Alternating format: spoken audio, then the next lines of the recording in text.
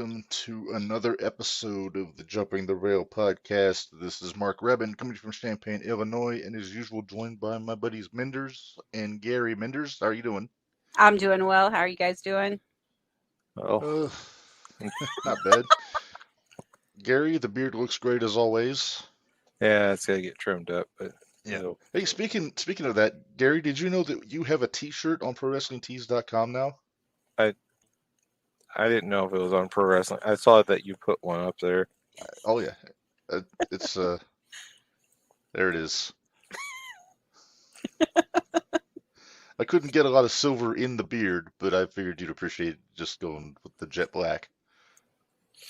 Yeah, I'm sure there's two or three people that know what's going on with it. But Oh, I would imagine. But yep, there's he right there. Gary says it's a work because he usually does. Ugh. So a lot to talk about after this past weekend. Oh boy, As, our buddies in the chat. that you know who? Oh, it's Jesse Raines. How's it going, buddy? For those that don't know, Jesse Raines is one of the up and coming stars of 01 USA. So good to have him in there. And yeah, so we have a lot of AEW to talk about today. Plus, we got a couple other cool things: Hall of Fame, Top 10 Tuesday. Plus, something else that I've got cooking that I've been wanting to get off my chest for a while, but I'll save that for a little later on. So I guess first things first. Anybody that saw when we previewed this saw that we have. They're gonna think, oh, they have a lot of problems with AEW, and we do.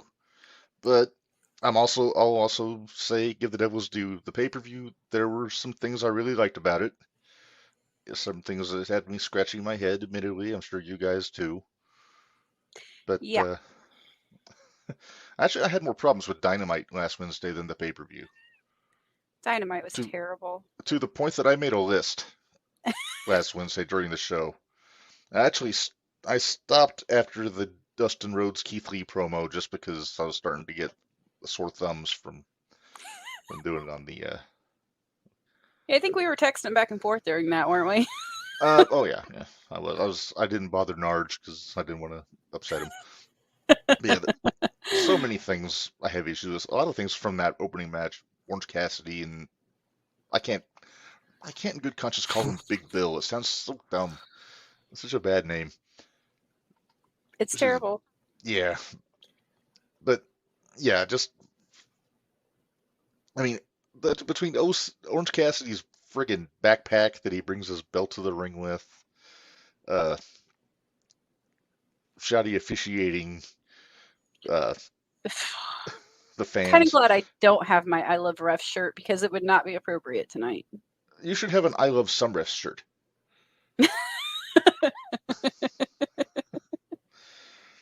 yeah, I don't know if that was Morrissey's idea to change his name to that, but it's not a good name change. No. No. But I mean, he's never had a good name. I never really liked him until he came to TNA, and he had got some. He was a lot better after that. I was digging his stuff when he was in Impact. He was doing good. And then Yeah, Impact at TNA. Well, whatever. potato. hmm But yeah, then I guess he saw the dollar signs and Tony said, "Come and languish on the undercard," and Yeah. he said, But to be honest, he would languish on the undercard in WWE now too. Because Probably. if Omos is languishing on the undercard, "Hey, Almost is in a main event position on WrestleMania, Buster." sure he is. I'm sure that He's match gonna- will gonna last all of 3 minutes. And he'll make more money in 3 minutes than he has the rest of the year, probably. Probably. The beauty of Mania matches, man. Nobody asked for that. No, but I get it though. I understand why they did it. It's the I don't know attraction what aspect of it. I don't know. I thought it would be Gunther, Uh, but sounds like they're going Gunther with McIntyre, if I had to guess, which I'm all for. I think that'd be Yeah. awesome. But, yeah, Or a give, multi-man match. well, it sounds like they're doing a multi-man match on SmackDown to determine the number one contender. So unless there's some horse shit, then you never know. Yeah. Speaking of horse shit, let's get back to AEW a little bit here. Yeah, they just random points during this thing. Orange Cassidy's finisher is illegal. Cash got DQ'd for putting through the table. Referee should have counted when Cassidy went through the table. Should have. There's the incoherent Moxley promo when he was sitting on the stairs. Only Moxley could bleed during a promo. Well, That's kind of Yeah, what he get- does now, though. I'm Get sure your we'll color. talk more about his bleeding here in a minute. So Oh yeah. Get your color, brother. Aside from the blood, I liked the atmosphere of the promo. He was kind of had an ECW vibe being on the steps back there, but that's also couldn't understand what he said either. Yeah. I'm sure we'll get to the match. So Oh yes. I'll save my comments about it until then. Yeah. I have rants, so it's fine. I did not like the ladder match for so many reasons on Wednesday. Ugh. The hemorrhoid donut looked very shiny hanging above the ring. I like the Hobbs one. That I agreed with. I was fine with Hobbs going over. Mhm. I was not okay with the 4 referees at the bottom holding the ladder. Mhm. Now, that being said, I don't have a Mhm. problem with the referees holding the ladder, Mhm. but why did you need 4? Mhm. And second of all, Hobbs, why the heck did you break the ladder before you went to try to climb it? Well, my issue is there was a nice fresh ladder like 3 feet away from him. Yeah. He could have just tossed the broken ladder away and got the fresh one. And it's not so much. And like I agree with you. So I don't mind a referee holding the ladder as long as it's done creatively, where it doesn't look like he's holding the ladder. Best guy I remember doing it was, I think it was Hebner. He would like stand on the bottom rung and like point at the guy up on the ladder trying to talk to him, but he'd be standing on the rung and kind of holding it steady. But the production team needs to take a bath on this one because they should not have shot it that way. They should have done a tight close up on Hobbs going up the ladder so you don't see all the referees holding the ladder. They looked like they were ducking for cover when they were holding the ladder. Like they were all like crouched in there. I think it was Turner, Aubrey, Rimsberg, and Knox. I think were the referees doing that. And Bryce knows better. He's done plenty of ladder matches over the years. So's Turner, for that matter, in Ring of Honor. But yeah, just it looked hokey. You're seeing a lot more of that out of AEW these days, especially on TV. And we always talk about the dumb high spots. I'm starting to sound like Cornette Minderz. You are, and I'm loving every minute of it. I'm not gonna lie. God dang. He didn't. I am waiting for drive-through. Oh, if I he can't gets wait. into some of this stuff, but Can't wait. But no, it's these guys are taking stupid high spots during that match. I'm singling out Sammy Guevara and fucking Andretti for that. I don't know if it was a suplex or a neck breaker or what they were going for, but I thought at least one of them was going to wind up in traction after that. They're somebody's bound determined to break their neck is what's going to happen. And then everything's going to get, oh no, guys, you've been doing this crap the whole time. It's bound to happen. You're going to run out of luck one of these times. Yeah, because you only have so many bumps. Yeah, and then we talk about the bump card a lot, but it's a real thing. Like when you're in your early 20s, yeah, you're like your bump card's got a lot of stamps left on it, but like I saw something the other day. It just drove me absolutely insane. It was on Facebook. It was like a real ring, and they had like 12-year-olds or something wrestling. And they did like at the end of the match, they let them do what's the one where you take them off your shoulders into a neck breaker on the knee? The Ushigoroshi Goto's move. Yeah. I was like, well, if they just, if they're just clotheslining each other and stuff. No, they were doing like Ushigoroshi. I was like, okay, so you're okay with your 12-year-old breaking his neck? Yeah, let's get him to do a pile driver while we're at it. Plus, those bumps add up. Like spinal stenosis happens. So it's just. Sorry. But I Let's mean, get, all these guys that are it's taking crowded over here. all these dumb bumps, Mhm. and I would include the bump that Brian took from MJF. The I can't remember what it's called. It's like he's facing forward and then drops him into like a that was super high on the Oh, base of yeah. his neck. That's just a hard move for anybody to take. When you say somebody's not going to tuck enough, Lord knows that AJ Styles almost paralyzed people with the Styles Clash. Yeah. That's a pretty simple No move fault to of take. his. You just Mhm. you just tip your head back, but it's Yeah. not a usual bump. I remember he So almost killed Ellsworth on TV because yeah, Ellsworth didn't know to tuck, and AJ had to adjust and save him from breaking his neck, but I mean nobody which is shows how good AJ invincible, is, by the way. Mhm. and if especially like in a match like that, yeah, you're trying to get noticed because you know people are watching because it's a big schmoz, but it's it's all I know people are like, well, less is more, but if you have like 19 moves, you don't have to put them all in one match every time. You can say I'm going to pick these 10, and then next time I wrestle, I'll add in 3 more of these and take these out. Like Mhm. so, it always Hmm. keeps it fresh. But if you don't do that, then you have to go stupider instead of just smarter. And stupider It's always means more chance for you getting a neck broken, getting an ankle snap, being out for X amount of months. Like I know Tony is a much easier boss to work for than Vince when it comes to people getting hurt. It seems like, but yeah, because he's a friggin' soccer coach and lets them do whatever they want. that that puts the company in a horrible position because now they've invested all that time and energy into you, and you're actually getting to where you wanted to be, and then you go out and just do something ridiculous, and what do you know? You got hurt. It's just I'm sure CM Punk felt stupid after he jumped into the crowd and broke his ankle. I'm sure he's just like, oh, that was really dumb. This on me. But Hmm. that doesn't help, when he's gone. And, tearing a tricep, that doesn't help. But, that was just him wrestling. Don't Wasn't doing don't anything dumb. don't That forget just, don't forget that he got fired. yeah, sure. But, like Kenny Omega coming back, winning the trios championships and stuff, like he's not doing as many dumb things, but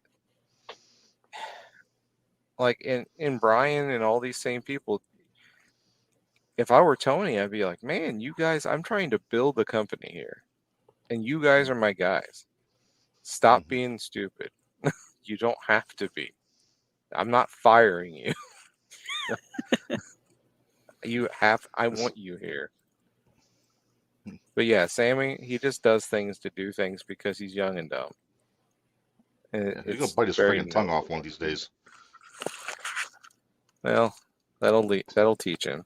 Will that shut him up for a minute? For a second, then get frisky with his spouse on TV. Those are dumb. That's all I got to say. I'll tell you one guy that I liked in that ladder match. It's a guy I've seen in GCW here, and there's the Commander, the Luchador. He did good. He had the one big spot, pulled it off perfectly. It looked good. I think he may have landed on his feet if I remember right. So he's the kind of guy that he knows how to control his body. There's only a few of those guys in AEW. Pac's the main one that I always come back to. That they're I'm the gonna guys that say. you can count on to. Oh, What's I that? was gonna say I was kind of bummed at who didn't make it there though. That Commander took a spot. Vikingo or whatever. Oh, Vikingo? Yeah. Yeah, because I got to I see didn't know him he in was supposed to be in person. it. Yeah, he was the one that was originally supposed to be in it. I saw him in person a couple weeks ago up at Dreamwave. Holy goodness, Did he he's wrestle Gringo crazy. Loco in that match? Yes, it Yeah, was a I love four-way. Gringo. I'm waiting for Gringo to get his shot because he'll impress a lot of people when when the time comes. But yeah, he was pretty awesome. Yeah. It was a lot of spots. You know how I feel about spot matches, but oh yeah, it was good. I mean, it was good for what it was. Like I said, I like Hobbs winning, but it kind of bugs me that it was another hometown guy winning, like on a whole private. Like I'm every not time sure they're in why. somebody's hometown. I'm not sure I like Wardlow winning the title back just for Hobbs, because you figure if you give Hobbs that gold or brass ring or whatever it is, that you would want him to actually do. And if Wardlow loses again, but so that, I mean, it's pretty much telling everybody Wardlow's not losing this. And then so what was the point of doing that with Hobbs? I don't understand that. But Yeah. Did anybody else catch the scrum after AEW? No, I didn't get a chance yet. I heard it was pretty lively though. It was really good. I watched the MJF. Well, Hobbs came out and confronted Wardlow. Oh yeah. While Wardlow was on the scrum. So he left the hemorrhoid pillow there for Wardlow and said, "You got 72 hours and that belt's mine. So enjoy it while you can." Yeah, that's the thing. I want Hobbs to win, but unless they're moving Wardlow right up into a feud with MJF soon, I don't know why they would have him with the belt. Right. I don't think Wardlow's over enough to win the title, but well, they cooled him off so much it was crazy. He was off TV for like 3 months. Yeah. Yeah. Maybe it felt that way. No, I think he really was. Let's see. The only other thing I really have from my list is Jericho looked like the handlebars of a girl's bicycle with his jacket with the tassels on it. And I didn't watch much of that, but I imagine it was good. I mean, it's Ricky Starks and Jericho, so. Yeah. Oh no, I'm talking about Dynamite. No, we're talking about Dynamite. First match with Pretty Peter. We'll get to Revolution here in a minute. We'll get to Revolution. But now there's and then Riho. I wrote Riho ... just Riho because Riho. I mean, I'm sure she's a nice girl, but I don't buy her beating anyone. She's about the same size as the blow up doll that Ibushi wrestled. She probably weighs the same too. I legitimately thought when she first debuted, I thought that she was the 9-year-old girl that Omega was in the ring with on that YouTube video, grown up.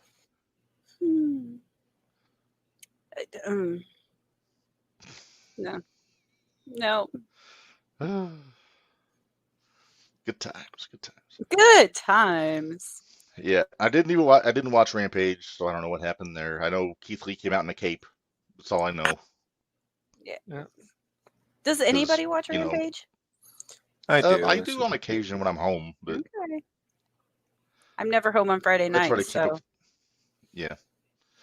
But let's get into the pay-per-view since we're thinking about it. That's fresh in our minds. I also made a list. I didn't make as comprehensive a list here. It mainly just complaining about the final burial match in name, rules, and finish. Up until the end of the match, I thought it was really good. Jack Perry and Christian, because they were actually had good psychology and they were fighting, and it's been a feud we've been waiting for the end of for over a year now.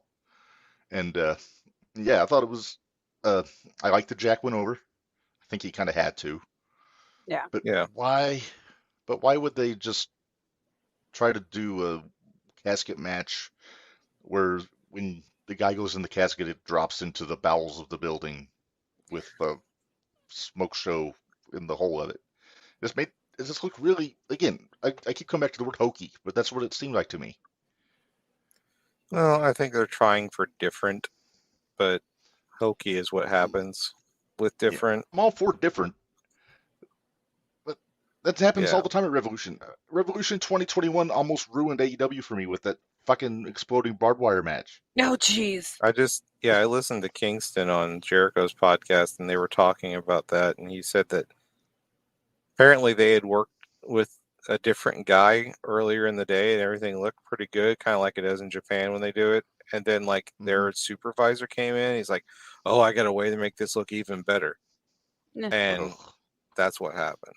Like, so I mean, things happen, but the thing I didn't like was, so Christian gives him the kill switch on the dirt on the ramp, and he basically just no sells it. Mm-hmm. I did like Christian's sell after the concerto, where he was basically like he didn't pick him up, he was just crawling on his hand. Basically, Perry was dragging him. Yeah, because if you're out, that's the other wrestling psychology that bugs me, when somebody just grabs him lightly by the head and is like, "Come on, get up." You know, I just pile drove you and you kicked out, but you're sure going to stand up for me.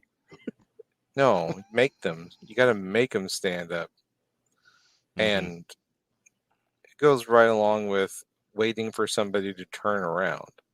Because, yeah, in a fight, you're going to wait for somebody to turn around and see you before you hit them.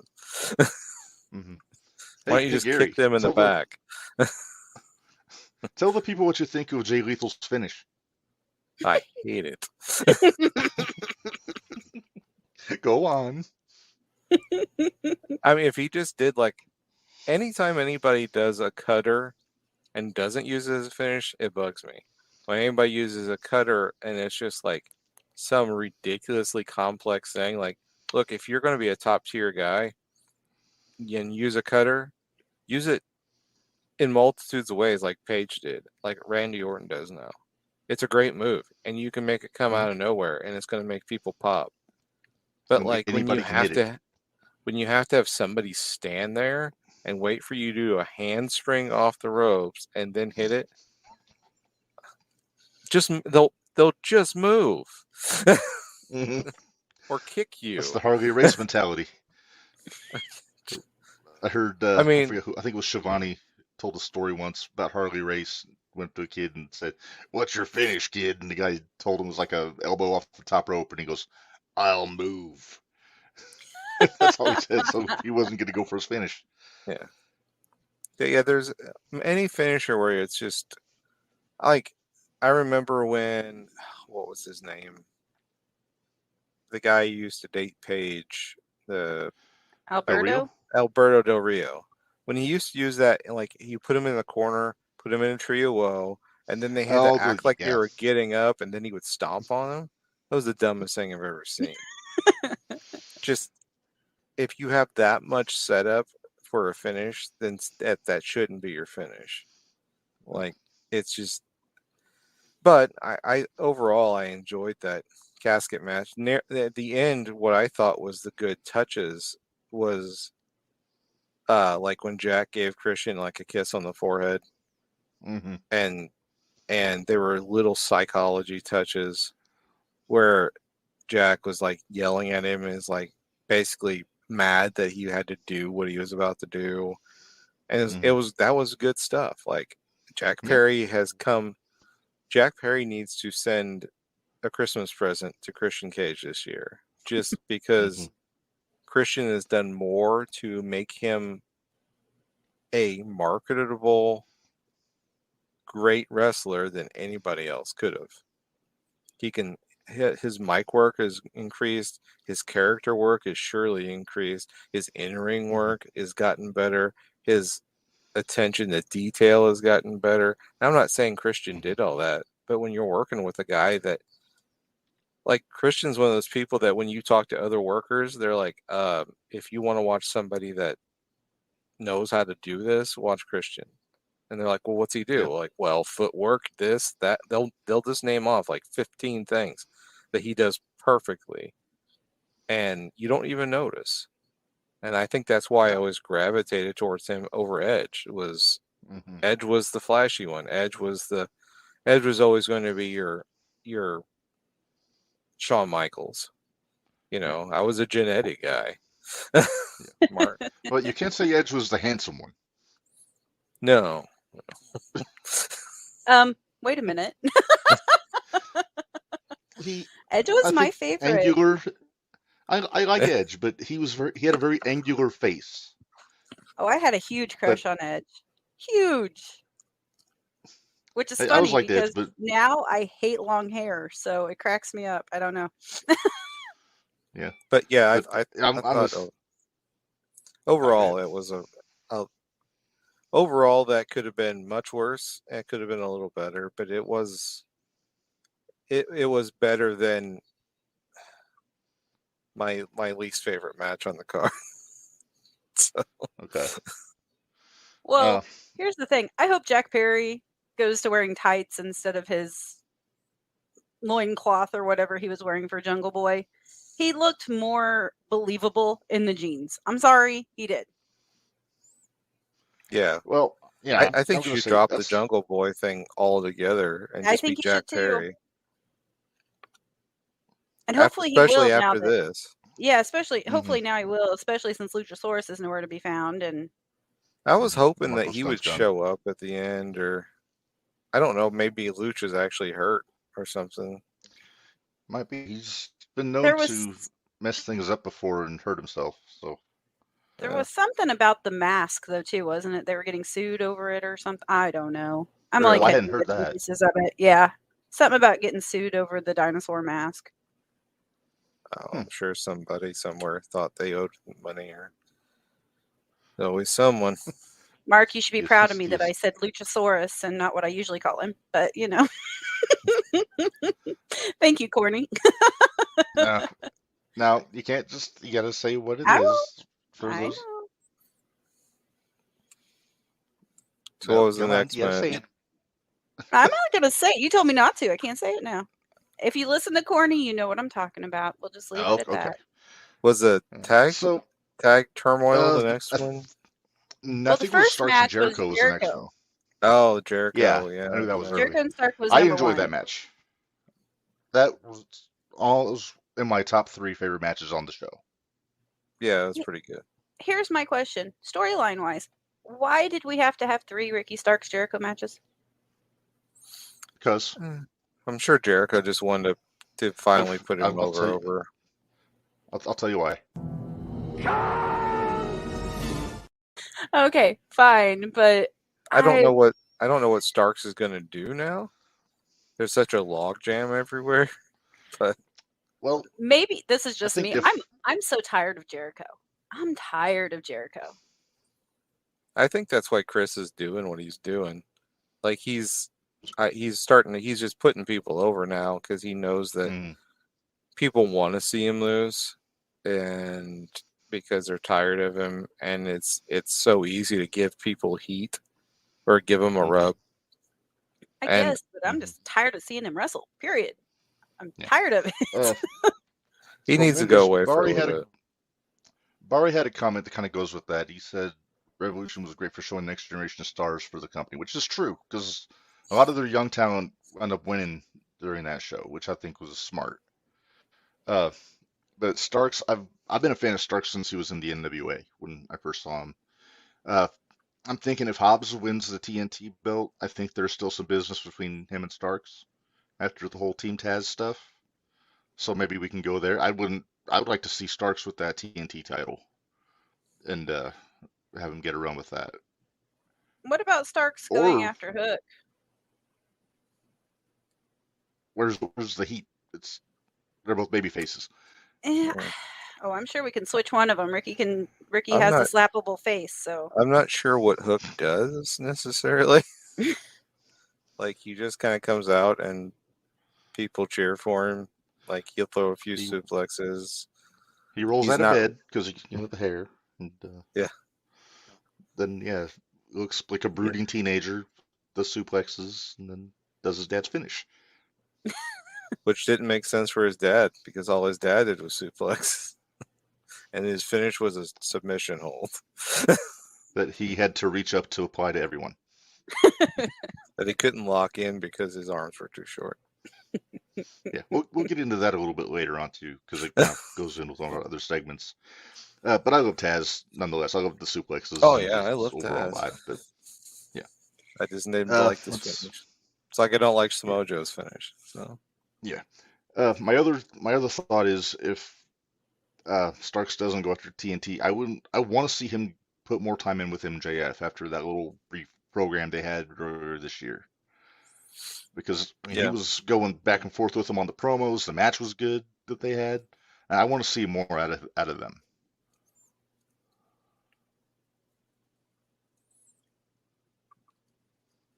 Somebody say something. I was there going, okay. Yeah, I mean, I'd be fine with that. yeah. I was just trying to think of like who MJF will go up against next because Yep. I can't imagine it would be Bryan again because that 60-minute Iron Man was kind of your blow off. And Yeah, honestly, like they should have given Bryan the belt when he first came in. I would say that he should have beat Omega. Like I think when he first came in, he should have beat Omega. He didn't have to have the belt long, but I think they missed their opportunity there because now what are you going to do with it? Like, because you got Punk coming back, and what I was actually thinking, I was hoping, was that you would have not necessarily an NWO situation, but you got Punk, and now you have FTR coming back. They came back, challenging for the tag titles. Well, then you look over at Blackpool Combat Club. They're getting, they ain't got no friends, but they're all outside guys. They're not originals. So you could have an actual like war that way. You could have all the guys that have been hired in against all the guys who are originals.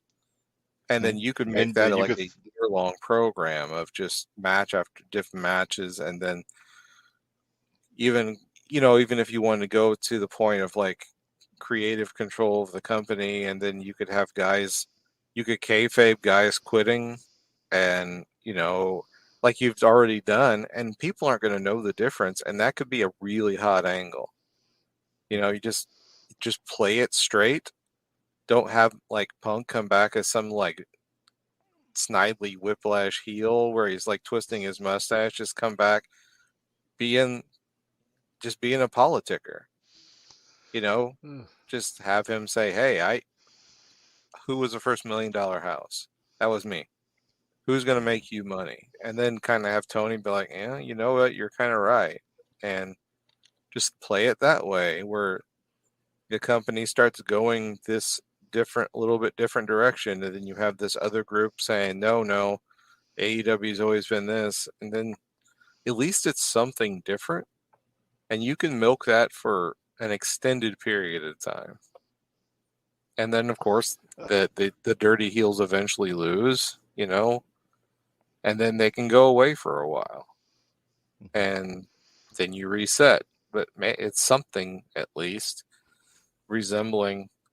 And if you got FTR and Punk and all those other guys together, you have a very talented group. And so none of those matches are going to be bad. You could even throw MJF into that mix where he doesn't consider himself an original, or you could put him on the original side, or he just doesn't care. Because who's going to beat him at this point? I don't know. Who's this next challenger? Wait and see on that one. They haven't said yet. I'm with you. I think Danielson should have had a couple more matches with them before they went the Iron Man route. But think about what you were saying, and I like your idea with all the outside guys. And you could throw in like Paige and Tony Storm and Ruby in there also. Now they're kind of doing the same thing on they're the already women's doing side. that, and you might as well because and then you've got have this a uber blood and guts match or something. Well, I mean, because the whole thing with Punk set it up. It was all the guys in the back that were originals were upset because these guys were coming in, and Dax has kind of parroted that on his podcast, and Kenny in other interviews now has talked about it. So if you're not moving that way, like you probably should. It's already written for you. Just it writes itself. It writes itself. But yeah, I don't know. Like the Jericho match I thought it was good, but yeah, he should just go away for a while, go on tour, whatever he's gonna do, not worry about coming back. A long while, please. Please, a long while. I do enjoy the guys in the Appreciation Society. I think they're hilarious. Like the Angelo and Cool the Hand Magic. Ange and Daddy Magic and Daddy Magic Garcia. is hilarious. I'll go Daddy Magic, yeah. I mean, I do remember something those with guys those when they were guys. 2.0. Yeah, they're not a bad tag team. Let them do tag team stuff. What was Here's the tag thing. team match next? You're like, can we just move on? We're only half hour in and Gary's ready for bed. Yeah, before we get to the next one, I'm just going to make a point. If you take away the ridiculous characters for a lot of these guys, they're damn good in the ring. And I'll put Orange Cassidy at the top of the list because I remember back when he first was in the Colony. Remember the Fire Ant and Green Ant and all them, Gary? No. And Chikara? Well, he was No. under a mask as an ant. But the underlying thing is he was trained by Quackenbush. So, you know he can wrestle.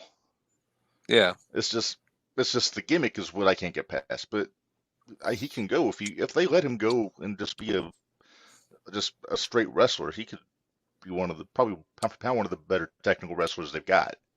But he likes to put his hands in his pockets and look like Paul Rudd and American Summer. And also, I think you had the first ever Snidely Whiplash reference in the history of this podcast, Gary. So mazel tov. All right. Let's think what's next here. I think it's Trios match next, right? Elite and House of Black. This was my favorite match on the show because of the outcome. I wanted House of Black to win. The way they did it was good. Everybody kind of brought their A game in this match, and yeah, I was all for it. It's good stuff. It didn't bother me at all. I was excited about it. It wasn't Death Triangle. That's the best part about it. I was so ready for Death Triangle and the Young Bucks and Omega Elite to be done with the Death Triangle. So it's like I'm fine with it, but I can't follow the logic of AEW anymore. I used to be able to, but There's now logic? for some reason, well, I thought there used to be, but not anymore. So yeah, I didn't think there was much of a build-up. I mean, there was a build-up, but there wasn't much of a build-up. You're going to drop those titles. Like she was saying, they just fought the Lucha Brothers for like 9 years straight. Like, and did all these crazy things, and they came out on top. And Death and Dark Black Mass. Oh, House of Black. The House of Black Black. Man. House of Black. Show up and do some scary stuff and don't really like do a whole lot, and then they just win. Like, okay, like I love all the guys in House of Black, so and I think Julia Hart is amazing now. Like she's gotten so much better. Yeah. Once again, you work with people because like it's funny in wrestling, you would think that like, oh, just because I'm tag team partners or I'm in this faction, it's not like I hang out. Like in wrestling, that's usually not the case. Like if you're tagging with somebody, you're usually on the road with them. If you're in a faction with somebody, you're usually in catering talking to them. So if she is picking the brains of all three of those guys, like even like I'm not the world's biggest Brody King fan, but he's got a character, you know, he knows how to move in the ring. And Buddy Matthews is a phenomenal worker. Oh yeah. He's just world class. And Malachi is character wise, you're not going to get any better than that. Like he knows his character backwards and forwards. So between the three of them, she should be picking their brains all the time. I'd like to see her work and see what I don't think she has to work. I think she's as a valet, she's doing just fine. Yeah, Kind of like But like how Cornette says about Danhausen. He doesn't want to see Danhausen wrestle. He just wants to see his character. Mhm. And it's kind of yeah, the same way with Julia. it's yeah. But Danhausen is, man, that guy. I didn't like him when I first saw him in Ring of Honor, but he mhm. has grown on me. His work is, it's not bad, but like No, his promo stuff and just his character stuff is next level. Like oh yeah, it's fantastic. yeah, yeah. He's not the number one seller on PWTs for his wrestling ability. But that said, I always go back to where they come up from, and he was trained by Truth Martini, so he worked with like Shelley and Jimmy Jacobs and all these Yeah, guys up in Michigan. So he knows what he's doing in there, and he actually did a hell of a job in that four-way tag match yeah. on Sunday, which we'll get into here. Well, I guess now. Let's talk about it now. I don't. I don't know why the big fella's out there with Sanjay still. He's. I can't I even mean, think what it's his real just kind name of. is. Is it? Satnam Singh. Sutnam, yeah. Yeah, Satnam. Yeah, but yeah, he was. But he made for a fun spot with the old groin punch with from Danhausen. Which I Yeah. mean, it's the most effective weapon that anybody can have in their quiver is the old punch in the groin, you know. But can I also Well, mention that Orange Cassidy's finish is illegal? any punch is illegal, and people punch each other all the time. So, but yes, it like Roman Reigns does that 19 times a match. He starts matches with it. He finishes matches with it. When he's brushing his teeth, he does it in the mirror. I'm pretty sure because like talk about moves of doom, man. Like that's why I don't care. I just don't care about him anymore. I But guess, did you guys like this match? Am I the only person here that did not like this match at all? it's It was okay. anytime you have that many tag teams, it's going to be a debacle at best. And it wasn't a horrible match, but it wasn't as good as any of those two teams actually just squaring off with each other. Like, if you would have had, I don't know, what I would have done maybe is pre-show, you have a small tournament, like a 2-on-2 or 3-way dance, and then the winner of that goes on into the pay-per-view and faces them. But it was Because all tournaments leading up to who the four were. yeah, I And guess it I was the don't know. same people. It's a battle royal. Yeah, It's just just so the ones many. that didn't win got to be at the next battle royal. But Yeah, I think that's and that's it should have just been the Acclaimed and the Guns straight up. I mean, Yeah, that's where the heat is in that whole situation. But the Guns, they're growing on me. The ass boys, you know, yeah. they they they're getting better. they have character, I hate the guns. They do. I hate the But guns. yeah, but but the big story though is after the match, FTR came back out afterwards, and it only took Dax 48 seconds to get busted open after they got into the ring. I totally that missed how that happened. How did that happen? hard way, I hard way, yeah. or But right over it's like the I said, I wonder if he had a hit bet him in with the eye, Moxley backstage. hit him right in the eyebrow, right there, Right, the eyebrow, yeah, right on the button. Somebody hit him. yeah, yeah.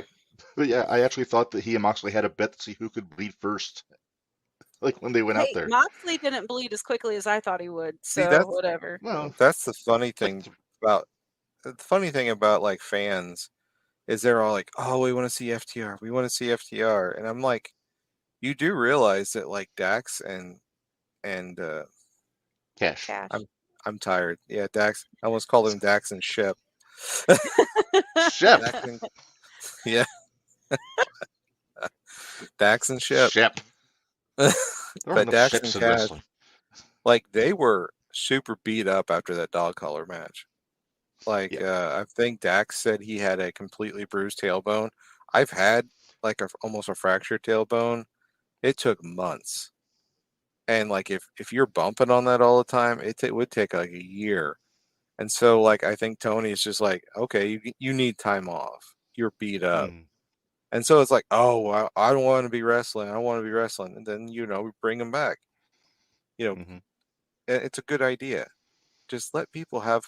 And see, that's been my idea for years. And if you're not going to give people an off season in wrestling, you should give everybody X amount of time during the year that no matter what, you're off. And then you work a storyline into that. Because, man, mm-hmm, like you were saying, like, you're tired of Jericho. I am sick and tired of seeing Roman Reigns' face and all the whole bloodline thing. Like, I'm so glad that's ending or close to ending or whatever they're doing with it. uh, But like, I don't think if he saw they would Raw. just if they would just give people time off to recover, give them a month. Just you can say here's a week here, a week there, whatever. But you give a guy a month to just heal, get some PT done, go on vacation, Mm-hmm, recharge. Then you can write him off TV for a month. Who cares? They'll be back. People will miss them, and then you'll have a mm-hmm. recharged wrestler. You'll have a recharged crowd. Instead, they Yep. just keep marching the same guys out there all the time. Like FTR was super over but man, you get beat up doing dumb bumps, Yep. and they had done a lot of dumb bumps in that match. Let them have time. They let Mm-hmm. them have time. So I Yeah. thought it was a good idea. Like, Yeah. You. oh my, oh my, it was my mom calling me. I might have to actually answer that. Doesn't doesn't she know we're making podcast gold right now? Yeah. Well, just keep making that podcast goal. How do I mute this? I got you. Hang on. All right. I will remove you for now. You're still in there, so we'll bring Gary back when he comes back from talking to his mom. So I don't think he'll be too concerned if we keep going. But first, actually, let's take a pause and pay some bills, Minderz. All right. Uh, What? just hey, look at that. Look at that. That's where I got it. ProWrestlingTees.com/JTR Pod. Yep, and part of the iHeart collection from Jumping the Rail. There you right there. I heart heels, I heart lazy booking, or I don't heart lazy booking, I guess. I heart refs, I heart death matches. Let's see. I'm gonna have 3 of the 4 of those here shortly. You don't heart death matches, I know, so I'm gonna guess that's the Like one I you're said, not getting. 3 of the 4. Yep. But we got plenty of shirts out there. We showed you the brand new Gary Vestelio, Gary Says shirt. Then yeah, we got them all on here, and brainbustertees.com/long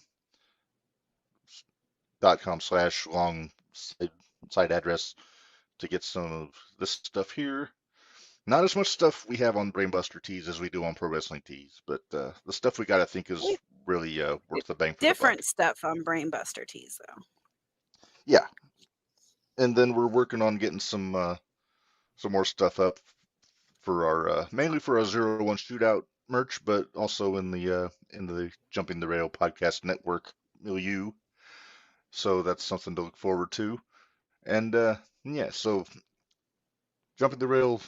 I'm sorry, ProWrestlingTees.com/JTR Pod, BrainbusterTees.com/other/JTR-podcast-network. I think is how it is. I, I think so I too. could have I don't always put the remember. thing back up. You could Yeah. have. We could have. Okay, Let's I'm see. sorry, but I So have beef with the gun boys, so I could care less about the guns. I could care less. I know The you have only heat with the team, guns. actually, I just have heat with Billy, but the Who? only team I even cared about in that, I would have liked to have seen, if I had to watch the guns, I would have rather just seen the guns and Lethal and Jarrett. I do like what Lethal and Jared are doing I as would a have group. rather That's seen that. I get the Acclaim should get their. I mean, is this what they did as their rematch clause? Isn't that how they got into yeah, this? So yeah, that's gone now. yeah. Well, the guns got FTR now, so that's probably who's going to wind up taking the belts off of them. But They they just got to move find the something for the storylines Acclaim. too fast. They do. It's a phrase I've always used when I'm talking about Tony Khan is fast food booking. It's just Yeah. get it out there, then after it's over with, then you're left to wonder what's next. What do I do? You know. Yeah. Uh, the Well, biggest it's kind of example of that was think back to when Cody challenged Jericho for the title. That I think it was the first full year, maybe. And yeah. right off the bat, Cody says, "If I lose, I will never challenge for the title again." That's the kind of thing you build to.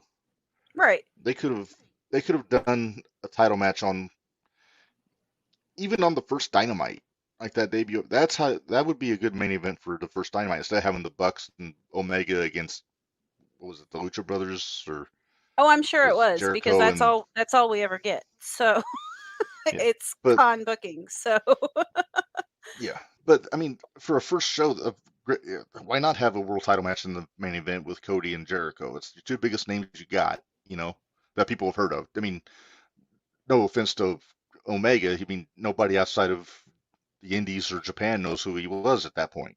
right, that was the thing. If you didn't watch New Japan, you didn't. Who is this guy that's coming in? We don't know him. Right. The Bucks, I mean, they were in Impact, they were in Ring of Honor, so that's a little bit different. Omega was very sparingly used in Ring of Honor. Like he would just pop Yeah. up every now and then, and never on TV. He was always on like just on the shows, like the pay-per-views. But yeah, so it's just, and I remember we were going to I think the most recent 01 show. We stopped off at the Burger King like we do, Minderz, me and Yep. the wife and you and your boys, and we Yep. were talking about AEW a little bit, and I was talking to Bari about this. Popped up in the comments earlier, uh, and yeah, it's just I said it only took 3 years for the bloom to go flying off the rose with AEW at this point. Yeah. And I'm not knocking the talent. I mean, there's a lot of guys on that show that I'm a big fan of. Going back to when I would go to indie shows and when I would watch WWE or Ring of Honor or whatever. But it's just the way they're being used. There's guys that are languishing. I can't say languishing on Dark and all that because I mean they're getting like 40 some million views on these YouTube videos. But I mean, if I gotta, it's like as a musician, you don't want to just have stuff on YouTube. You want to be playing the big shows and having a record deal and all this stuff. If you're a wrestler in a major company like AEW, you don't want to be on YouTube. You want to be on national You'll be on the television. You main want to be on shows. pay-per-view.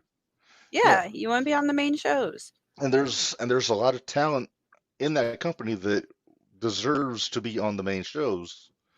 And I'm not going to say more than anybody else, but I mean, yeah, I mean, look at who they got. And I think They Ring of just Honor is don't. going to help with that, though.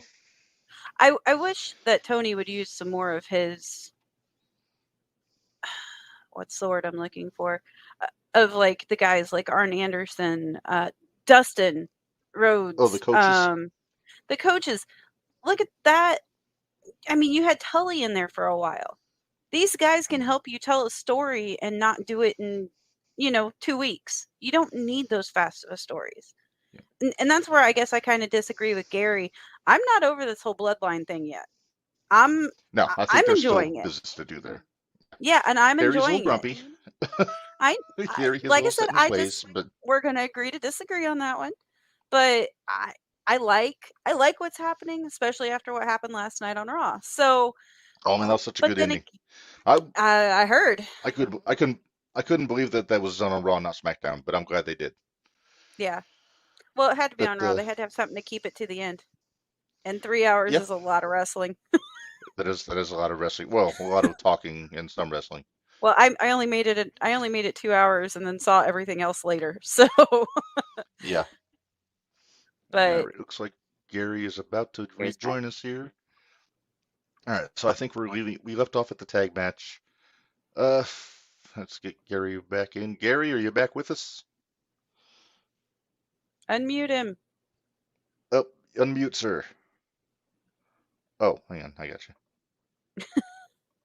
Yeah, he's muted. There you go. You there? There he is. Yeah, for now. Technology. Well, Gary, we took a pause, so we didn't miss anything. He just paid the bills and kind of bullshit a little bit, but we're going to talk about the Texas Death Match now. Moxley and the Hangman. And it's about time the Hangman hung somebody with his gimmick. That's the only part of the match I saw coming, and the only part of the match that I thought made any sense at all. So Oh, the hanging. there's that. And that was the only part that annoyed. Well, that wasn't the only part, but that was the part that annoyed me because he didn't even do anything. Moxley wrapped the chain around his neck himself. Come on. There were so many spots in that match that they set up. You could see him setting them up a mile away. Did And anybody else see the razors on Mox's hand when he walked out? Oh yeah, it was. Oh, they were all straight up Ric taped Flair up in his style. fingers. Yeah, they were all. Yeah, that's how Flair all used his to do it. fingernails were all taped up. I'm like, Well, razor. wonder what's there. well, I'll just get it all out. Like the bricks, so stupid. Like, so here's the deal. I know you're a pro wrestler and you can take a lot. I mean, you're already telling me you can take multiple pile drivers in a match. You can take steel chair shots. But if this happened in a regular match, one of those and you'd be done. That's great. Whatever. I'll suspend disbelief. But if you've ever seen anybody get hit in the head with a brick, like you remember that match in Mexico where the guy threw a cinder block at the other guy for real and almost killed him? Yep. Yeah. Mm-hmm.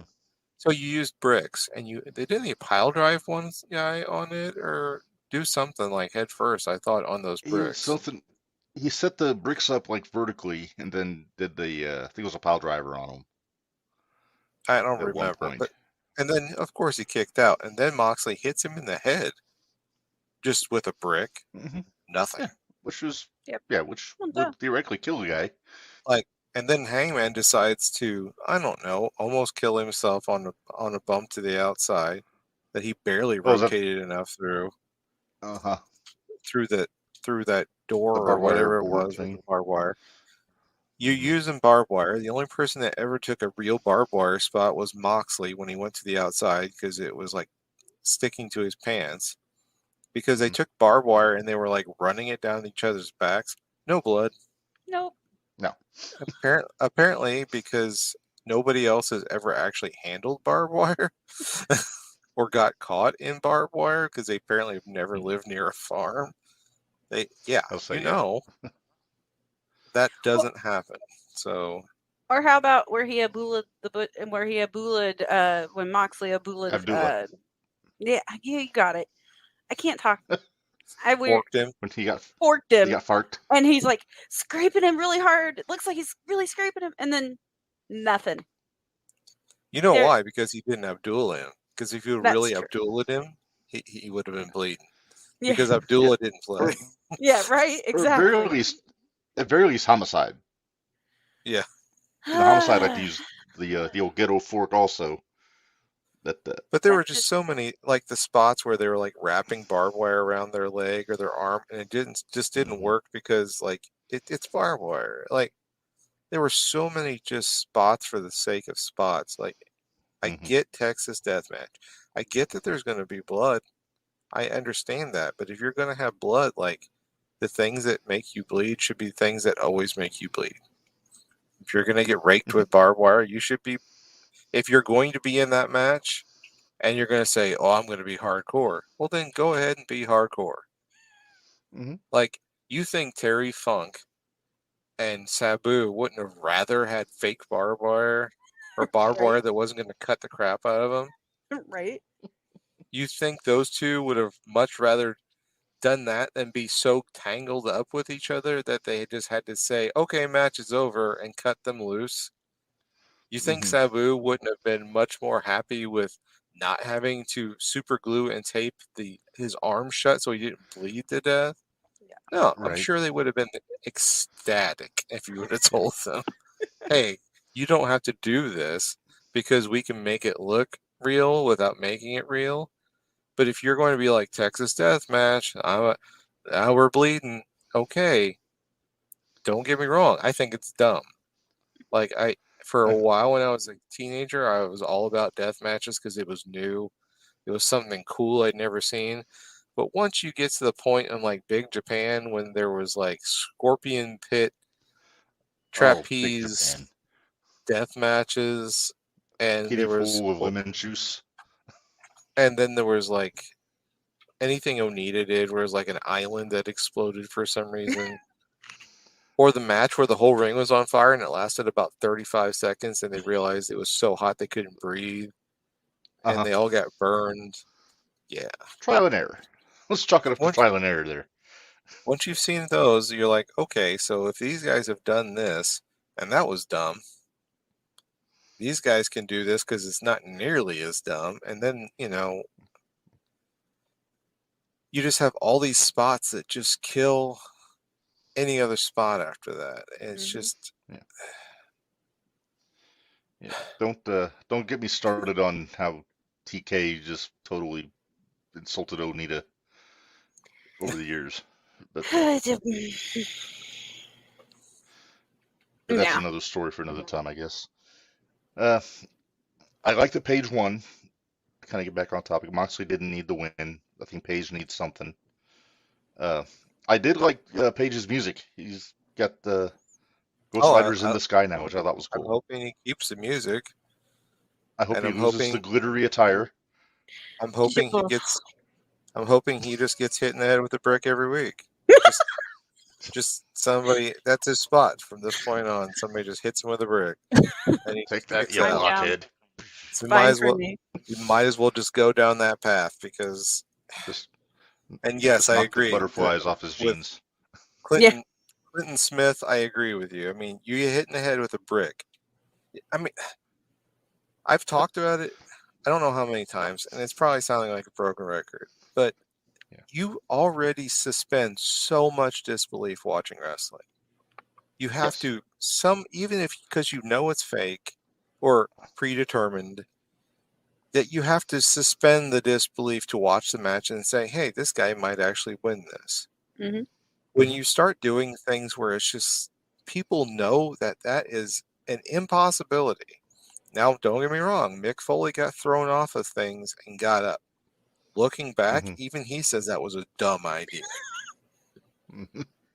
But he broke a bunch of stuff. Lost teeth, lost memories. And then The Rock hit him in the head with a chair a bunch of times. And he almost lost the memory of his children. So now you're going to have what can go wrong?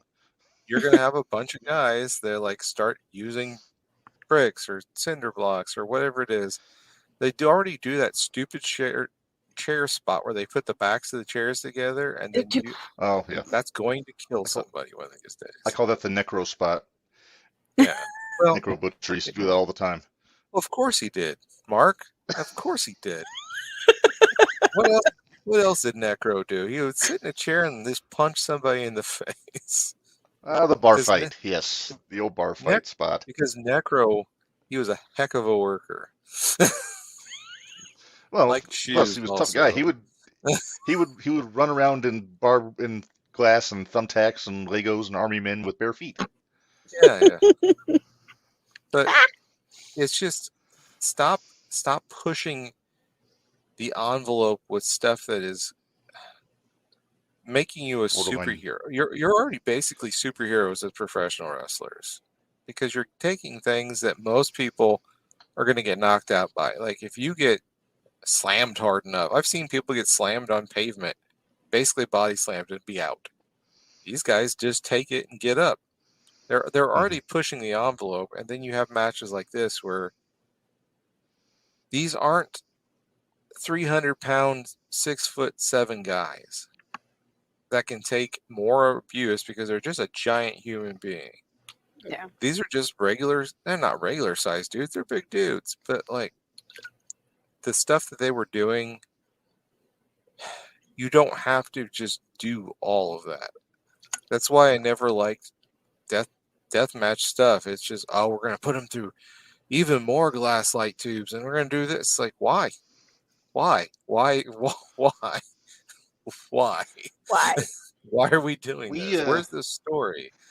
And they'll try to tell you there's a story, but it's just you're suspending disbelief. You're stretching it so thin that you're forcing your own hand into like taking it to that next level, and that next level will eventually kill somebody. Mm-hmm. Or somebody's going to pick this up on the indies and decide this is a great idea and kill somebody. About a year and a half ago, we had Alex Colon on the podcast. It was I me and remember Arjun that. Marco. And Alex is he's a deathmatch guy in GCW, and he was very adamant that he didn't look at death matches in the conventional way. He didn't want to seem like he was just using light tubes for the sake of using light tubes. Like he wanted to try to make a story out. He wanted to try to he tried to put psychology into death matches. And if you look at him as opposed to say, and I don't want to name other names because fuck, they'll hurt me. But he was actually pretty good at it. If you watch his stuff in GCW, it wasn't just like the bell rings. I'm gonna grab a pane of glass and a weed whacker and just come charging at you. Like he would Yeah. start with like wrestling, and then the weapons would come in.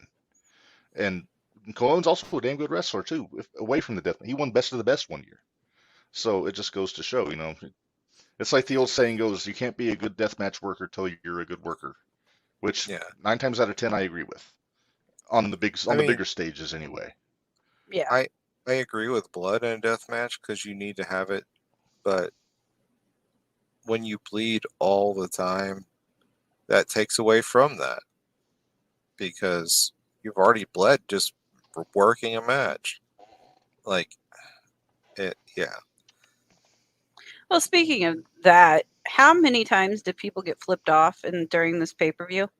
I got annoyed with it. It was like a bunch of fourth graders who just learned what that means. Yeah, Like, exactly. I'm It gonna was do it one more time. really annoying. It does kind of Well, you remind me guys of aren't. like does kind of remind me of early ECW too, though, where they would just cuss for the sake of cussing. Yeah. And like they asked Taz, and he just went on an expletive-filled rant. They had to bleep everything out. That was pretty funny, but then eventually it became like, okay, like I get it. People swear, you can swear. Good job. Now, Woohoo! So well, proud of you. but you've overused it now, so Well, Shane Douglas couldn't cut a promo without even fucking every other word. well, And I love Shane Douglas. But yeah, his promos sounded like Morse code if you watched it on TV. yeah. But I digress. Uh, let's get into. I think all we have left is the main event, right? Nope, Uh, nope, nope, no, wait, we nope. got the Women's women's match. match, don't we? There you go. Not a lot to talk about there except for the aftermath. I mean, the match itself was okay. It was for But what it was fine. But when you have a Fabergé egg in there with Soraya, you can't do a whole lot. you could tell she's still. I mean, she did fine, but you could tell she's not taking a whole lot of risks out there. No. And Yeah, I'm fine with her not taking risks until she figures out what she can do. I don't Yeah, want to see her I'm with taking you. like pile drivers or anything. There was a bump where Yeah, she at the end of the match where she landed pretty rough Yeah. and she seemed to get up, so that was good. I would rather Yeah. have her around, especially if I'm Tony Khan. I need her around for a little bit because she gets hurt again, then it's absolutely worthless. Yeah. And then you're going to be, oh well, you gave her a chance to wrestle again, and you know, crippled her or whatever. Good job, Tony. You know, so that's not what you want. But the end of the I think match he'll be that guy. the end of the match was I sort of saw it coming, so it was a decent swerve. I think Yeah. Ruby's a much better heel anyway. Yes, I'm not I so agree. sure about Tony Storm being a better I'm heel, not a but big she's fan. not a horrible heel. Paige, I've always thought was a good heel, so maybe they can do something, but they need to do something with it. There needs to be an Yeah. actual story behind it, not just we're the mean girls or whatever. No, there needs to be an actual something with it. Yeah. I think Tony could be a perfectly good third banana in this group. I mean, Soraya's she's the flair of this group just for name recognition and all that. But I Ruby is kind of the workhorse, I think, out of these three. I think what would be great would be if you're going to go ahead and do like originals or whatever, you have Jade doing nothing. I would have Ruby get into a program with her and then screw her out of her title. I'd have Ruby end her streak and then have Jade finally move up but then be on Britt and Jamie's Hater's side. And then you can figure that all out after the dust settles. But you got to get something done with her. I mean, I'm not. She's still pretty green, but she is a draw at this point. Yeah, and she's getting better every week. Every time she's in there, she's getting better. Actually, I did find out through my Facebook and internet research, which take from that what you will. Apparently, she was supposed to lose the title to Statlander before she got hurt. That's who I think should come back and join Britt and Hater. Yeah, when she's healthy, I think that it'd be a big pop. I think because she's damn good. I do too. Mm-hmm. Now that she's lost the whole alien gimmick and all that stuff, and she's going to be herself, which kind of goes back to what I was saying before about the goofy gimmicks. I remember watching her back in the Indies, and actually when she beat Orange Cassidy for the one of the independent belts, and it was up in Chicago, and it was really good. It was actually that was when I actually started to like Orange Cassidy for a hot minute. And then this happened, and it cooled off real quick. Yeah, I still get the backpack. He looks like a moody college student. Yeah. With a shiny belt in his bag. Yeah. But I digress. So we go into the match that we all paid to see. Jake Lander wasn't on this show, Minderz. I still don't pay for Jake Lander. Let's go to the match that I paid for his to door. see. I did. Yeah, I did. That's a story you need to listen to the 01 shootout to get more info about that kind of stuff. Yeah. Let's talk about the Iron Man match. I thought it was great. Just cards on the table. I think both guys did a hell of a job. MJF, I know you like MJF. Love MJF. Absolutely love him. I loved the did everything he needed to do. Mm-hmm. I saw some people saying that he couldn't lose a fall, and I thought that was dumb. I knew that he needed to not win clean. Is all he needed to do. Right. I loved the get DQ'd and then immediately pin him 3 times to get up to on tie it up. Like early on in the match. It's just brilliant. It's just the oldest trick in the book when it comes to one of those 2 out of 3 falls Iron Man matches. But and then the tap immediately after the time finishes, and you tap then. Yeah. So you can get out of it. It was great.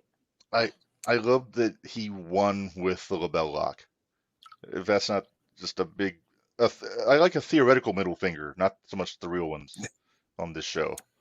I like the little stuff in the match, and I know Taz was all over it because he didn't think he should be drinking water. But I thought it was funny that MJF had water outside the ring. He had things set up because he had pre-planned it. He was wasting time as much as he could. He was doing everything a heel should do. It showed that he could move. He showed he was tough. He was selling the absolute crap out of that knee. Mm-hmm. Still was selling it at the end of the match, even though he didn't tap to the leg lock. It was still like he never stops the sell. Brian at the end of the match was still selling that left arm, just not working anymore. He wasn't hardly using it at all. So I mean, that was all really like that's what you in a Iron Man match, like that's if people would look at an Iron Man match and shrink it down into a regular match, then they would see what you need to do in a regular match, because you section that Iron Man match out into like 4 or 5 different matches, and then you say, oh, well, they didn't have to use all their spots. They didn't use all their spots. They used the spots that they had to use in the moment. And they did things that they normally wouldn't have done, or they wasted a little bit of time. But man, like, waste some time. Yeah. Do that if it makes sense in the match. A prime example is Sammy versus Roman. They were just staring at each other and circling, and it was just like building tension. It was like 6 minutes. And I wasn't mad at it. I wasn't either. No, Because that just built because tension. It's dynamic tension. You're just waiting for it to snap. And when it does, it's a bigger release. And that Iron Man match works that way. Like there wasn't a fall for like what, almost a half hour? 20 minutes, I think. I think 20 it was minutes, 20 about minutes 20 in. minutes, I'd say. And then MJF got the 2 back, and then Brian.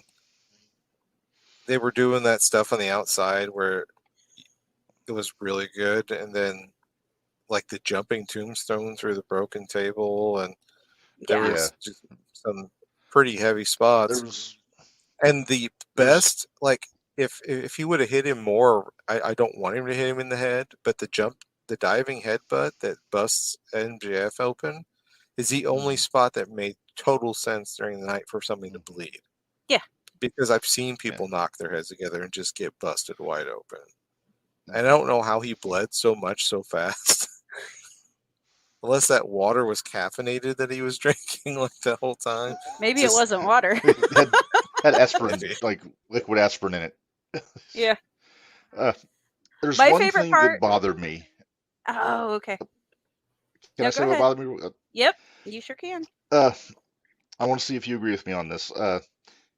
Max puts Danielson through a table with the elbow on the floor. There was no disqualification. Theoretically, he should have gotten DQ'd for that. Yeah. Because a table is a weapon. Well, you probably should have gotten And- DQ'd for tombstoning him through the table. That also. too. Yeah, anything involving a table, that should have been a DQ. I like Bryce Remsburg did a phenomenal job as a referee. I'm a big Bryce fan. Every now and then he gets kind of what? Dude's hand had to be like in bad shape after that match. Oh, I know. Because just for that That's- one where they were doing all the pins in the row, Oh yeah. it was just 1, 2, 1, 2, 1, Yeah. just slapping that mat all the time. Yeah. I think my favorite spot in the match was after the tombstone through the table. Bryce is checking on Danielson, and Max grabs Bryce and throws him back in the ring and makes him count. It's like, don't check on him, just I want to count out, which is Yeah. logical. Yeah. I don't think that was Tony's doing. I think that was Max and Danielson putting that together. I was gonna say, I think it was Max and Danielson. I don't think that had anything to do with Tony. Well, I'm sure I No, don't think probably Tony not. puts together matches. He just puts He together just cards. puts finishes. Yeah. Yeah. Oh, Okay, so my I got favorite. something. Oh, no, Oh, go ahead. yes. No, go So ahead. my favorite part of that whole thing. Well, I'm not gonna say my favorite part, but one of the parts that made me pop was when after MJF threw the drink on the kid, and he goes back in the ring, and then he goes back in the ring, and immediately goes right back out. I'm like, killing time. I love it. When he rolls back out, he says, "Oh wait, Dave, does this mean I'm going to lose a star?" And then says, Yeah. "Well, I guess I'm not going to win the Bryan Danielson award this year." And I died. I about died. I was so excited. I thought that was great. I'm like, I love MJF. That's all there is to it. I'm not gonna lie. When he first jumped through the water on the kid, I'm assuming it was water. I don't think it was vodka or anything like that. Well, I don't think it was vodka, but I think it might have been tequila or something. it might have been. Well, it was whatever his mom was, whatever that lady was drinking. Right. Whatever mommy had in her cup. Yeah. But I honestly, for a split second, I thought it was a kid in a wheelchair that he threw water on. And I was like, oh. Yeah. It would have been even better. Yeah. Well, and now they're saying, okay, so I'm going to go. I know you guys didn't see it, but the scrum. Well, you said you saw the MJF scrum. And he was talking about later during that, as Tony saying, yeah, I had a stern talking to with him in the back, and the entire time he's just eating his kosher dill pickle and rolling his eyes about, yeah, we had a discussion about it. Like, oh, I love this. I love all of this. Yeah. It's one of the few heels that I actually feel like I can get behind 100%. I want him to roast me, and I'm going to be fine with it. Yeah. Dallas is my buddy, but I know. Yeah. So yeah, overall, not a bad pay-per-view. Obviously not a great one. I mean, they've had better. But yeah, I enjoyed the show overall. I mean, it's easy to nitpick little things, and I do that all the time anyway. But yeah, I mean, and also it wasn't as late as I thought it would be. Yeah. Like I was worried I with thought it was being going in to go San longer. Francisco that it was going to go to like 12:30. But it wrapped up right at 11 o'clock, which is right at my bedtime, so I was good. And yeah, so I would give it a shaky thumbs up for Revolution. Kind of thumbs in the middle, thumbs up, kind of going back and forth. Mine would be here. Hmm. Had the Jericho match and the 4-way tag match not been there, it would have been here. But it goes here. And most of this, the reason it's not here is because of the main event. There's one thing also when they showed the build up of the main event when they were talking to like Shivani and Excalibur and all the people backstage. And I'm a big fan. I wish they hadn't shown Malenko Oh, because he looks so bad. he looks, and it's Parkinson's is a ass kicker, and just I don't know. I mean, I can't put myself in his shoes, but I wouldn't want to be seen like that if it was me. But I don't know. Dean's a tough guy. Maybe he's just like, yeah, show it. Maybe it's like how Michael J. Fox does press conferences without taking his meds. Maybe it's Yeah. the same deal, but it'll look rough, and that's hard to see because Dino was always one of my favorites back in the day. Uh, but I just wanted to get that out there. It's just my take.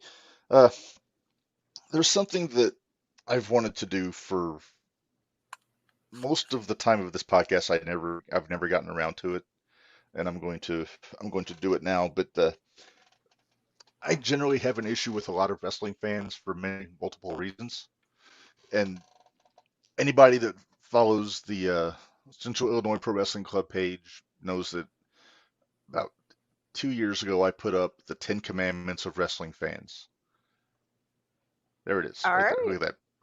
I even put effort into this. Mm-hmm. So I'm going to, and I've never discussed this on the show, so I figured it would. Why not? Just it could be interesting. So we're going to start with, and that's just going from 1 to 10. Number 1, don't call other fans marks. It makes you sound like a mark. Oh wait, hang on, I forgot my graphic. Whoops. Lord, I shall give these laws unto thy people. Hear me! Oh, hear me! All pay heed! The Lord Jehovah, has given unto you these 10 commandments for all to obey. Well, whoops, I've already broken your first one, Mark. Sorry. It has less gravitas when I forget and put it on after the first one. But yeah, it always bothers me, and it's not just because my name is Mark, but Right. yeah, it's like, come on, it's know-it-all wrestling fans. I know it's funny coming from me. It's kind of bother me. Let me see. So yeah, I mean, it's kind of right up there with fake as words I try not to use when I'm talking about wrestling. Every now and then it pops out, but like other F words. But it's good. It's good food for thought. Just to think about. Oh yeah, that ship has sailed. Okay, number 2 here. Don't refer to wrestlers as jobbers unless you have worked a match. Until that happens, they are enhancement talent. It's Gary. Man, you're tickled by that calling one, I me can tell. out here, Mark. I'm not. I guess I got to switch some things up. There's a lot of enhancement talent now. Yeah, there is. There are. There is, but it's just the way that people use the word jobber when they're talking. It just sounds like an insult. It's just, come on. I mean, yeah, they're doing a job, but it's just, come on, be cool. Maybe you can only use it. I don't want you to feel like you're backed into a corner, Minderz. What? You can only use it in certain company. Maybe that's what it is. Maybe that. Yeah, maybe. Just don't do it to make yourself sound like a know-it-all or Yeah. a smarty. And don't say it around Bill DeMott. I've heard that is a fool's errand. Yeah. Ooh, looks like we're going to lose Gary. Gary, you go do what you got to do, man, and Yeah, we I will talk will. to you soon. Yep. See you guys. All right. See you, All Gary. Maybe we'll remove Gary. All right. Yeah. So. Yeah, Wow, Gary this had feels his family familiar. thing pop up, and That's fine. should we switch the backdrop to? No. Okay. We're on jumping the rail. We got. We'll deal with This- that tomorrow yes. night. All right. Let's move on to number 3, Minderz. Hopefully this doesn't get you too much. Don't do, say, or chant things to heels that could potentially make them baby faces prematurely. I'm looking at you, people that sing along to Jericho's music. Mm-hmm. I mean, come on. It's That bothers me. I want them to change Jericho's music just so they can't sing with him. I want Jericho to come out to no music. Well, yeah, but they'll still That sing would- it at him. Yeah, I know. That's because, and I think I may get into that later. But yeah, I mean, if a guy's trying to be a heel, and I know Jericho, Jericho's for all intents and purposes not a heel because he's still getting cheers and all this stuff. The only real heel right now is MJF, and even he wasn't a real heel until about 3 months ago. Like Here's it the wasn't thing, until after he then you knocked have, out Regal. but then you have people like me that appreciate on. what heels do. That appreciate what Yes. heels do. Oh yeah, And- me too. No, but- I'm with you. But I'm also not going to chant something that's going to get him cheered. I'm going to sit back No. and enjoy everything that he's making Just all these other people Bask feel. in the heelish assholery of a good heel. Exactly. I Gotta think love a bask in good the assholery. assholery needs to be a T-shirt. Do it. It wouldn't be any worse than some of the other ones we've came up with. That's very true. All right, number 4. Don't try defending wrestling to people that don't care about wrestling. They're not worth your time. That's the This truth. might be the best piece of advice I can offer you. 'Cause you're not going to convince somebody that thinks it's fake or it's phony or it's corny or You're it's not. lame that it's not. Yeah, So you're not. yeah, You can try. yeah, But it but won't it's like I said, it's just it's a fool's errand, you know. Yep. So just enjoy it with people that enjoy it. Talk about it with people that like talking about it. It's just that simple, you know. Yep. Number 5. If a wrestler is forced to retire due to injury, don't call them a quitter. It really makes us look bad. This goes back to when Edge retired originally in 2011, and I would always see people online saying, "Oh, he's a quitter. He No, didn't he's have the heart not. to keep going. He had a fucking broken neck, and if he Yeah. took a bad bump, he could have been in a wheelchair. I mean, come on." Do you remember how hard he cried that night? Even when Yeah. Daniel, whatever you want to call him, Right. when he quit, I saw the or same thing when not when he when quit, he but when he retired. was forced to retire, he cried. This Yeah, this with is Paige- these guys' Paige. lives. Yeah, it's Soraya their when she retired, same deal. lives. It's just come on. It's like Yeah, it's not all fake people, but no, it's not. the outcomes are fake, but they take very real risks in the ring. Very real risks. And we talked about the bump card a little bit, and yeah, it's a real thing. The bump card, you know, once it fills up, you know, you gotta You're done. just use your head, you know. Yeah. All right, number 6. If a spot gets blown during a match, do not chant "you fucked up." See commandment number 2 for reasons why. Which I'll call it basically is out, if you but have, I won't chant, but I will call Right. it out. if you don't remember commandment number 2, if you haven't been in the ring, don't call somebody Yeah. I think a jobber. So yeah, if you haven't been in the ring, you don't get to call people and chant "you fucked up" because it's lame. Because I want to see you do it. Yeah. Right? Exactly. That's basically what it comes down to. It's like if you think you can do better, go try. You know, there's schools, they'll train you. Yeah. We know of one in Edgewood. Yeah, a very good school, the 01 Very good Dojo. Yeah. I'll tell you, if I had the money and the time, I would have gone in there and bumped a little bit. Yeah. All right. There we go. Number 7. Don't try to get yourselves over at or try to hijack live events. Some of us are trying to enjoy the show. Yeah. This is a big sticking point for me. And there's a guy on Dynamite during the Cassidy Morrissey match that was like cheering like crazy, but the whole time he was looking at the big screen, watching himself Yeah. cheering like crazy. Come on, jackass. But Okay, I'm going to point something. Go ahead, because I want to point something out when you get done there. does it pertain to this particular commandment? No, so we'll get past the commandment. But there was something that happened on the show, or I saw on the show. I can't remember if it was during the actual show or during the pre-show. Okay. So. All right. Number 8. Do not chant you can't wrestle at the talent in the ring. Again, see commandment number 2. Right. I'll agree. Yeah, even like back in Cena's heyday when they would chant you can't wrestle, he clearly can because he's making a lot of money at it. Yeah. It's just, there's a word Bubba Ray uses, greatness hate. Talk about whether it's Tom Brady or LeBron, and I'm not a big fan of LeBron, but Jordan and Flair and Charlotte and all these, that they get hate just because, they hate us because they ain't us, as the old cliche goes. Yep. Which I think goes to that a little bit. All right, number 9. This is a little wordy. Don't assume that everything that a wrestler does or says on the show is a work. You'll just look foolish when proven wrong. Furthermore, don't believe everything you see in the dirt sheets. They're usually full of crap. Wrong? Issues? Nope. Not wrong. Not wrong. And I'm going to also say there are some reputable wrestling journalists out there that actually do a good job to get their information right. But then there's your Meltzers and what have yous. And Meltzer's not wrong all the time. Not always, but sometimes Not he makes always. wild assumptions. Yeah, Really? I saw that. I love your wife. Yeah, me too. I think I'll keep her. You might? Okay, cool. Yeah. All right. Ready for number 10? Yep. Don't overthink everything you see. Just sit back and enjoy. I'm so guilty. So guilty. That's the thing. That might be the hardest one to not break because everybody overthinks everything.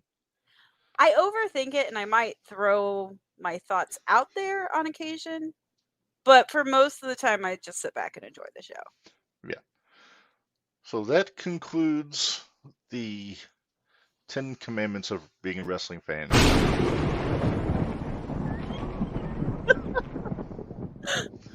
Okay. If the music groups were closer to the actual pictures, I would have done that after every one. But no, what I was going to ask you, did you happen to see the green sign? And I don't remember if it was during the Orange Cassidy match. There was a sign, though, that had a target on it, and it said, "Throw him here." That was on I saw the target. I didn't read what it said, but yeah, I know which one you're talking about. It said, "Throw him here." I about died. That was so funny. That's one of my top signs that I've seen at AEW. I'm so glad people are going back to doing signs. Yeah. You know what? We're going to throw to another segment, and that's actually a great segue for what we're going to do next, Minderz. Okay.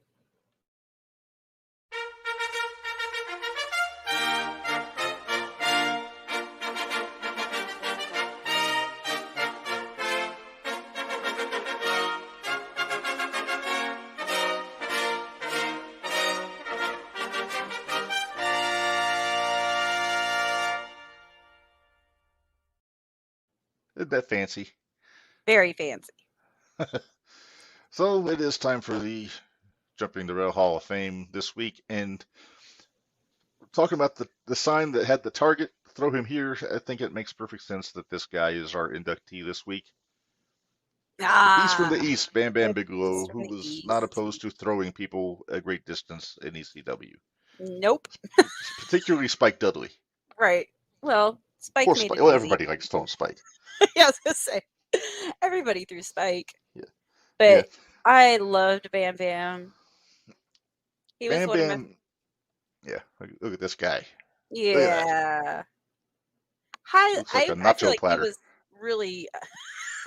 I feel like he was a little underrated, honestly. I think he was very underrated. I mean, I'll just put it this way. Look at like when he was early on. Look at that.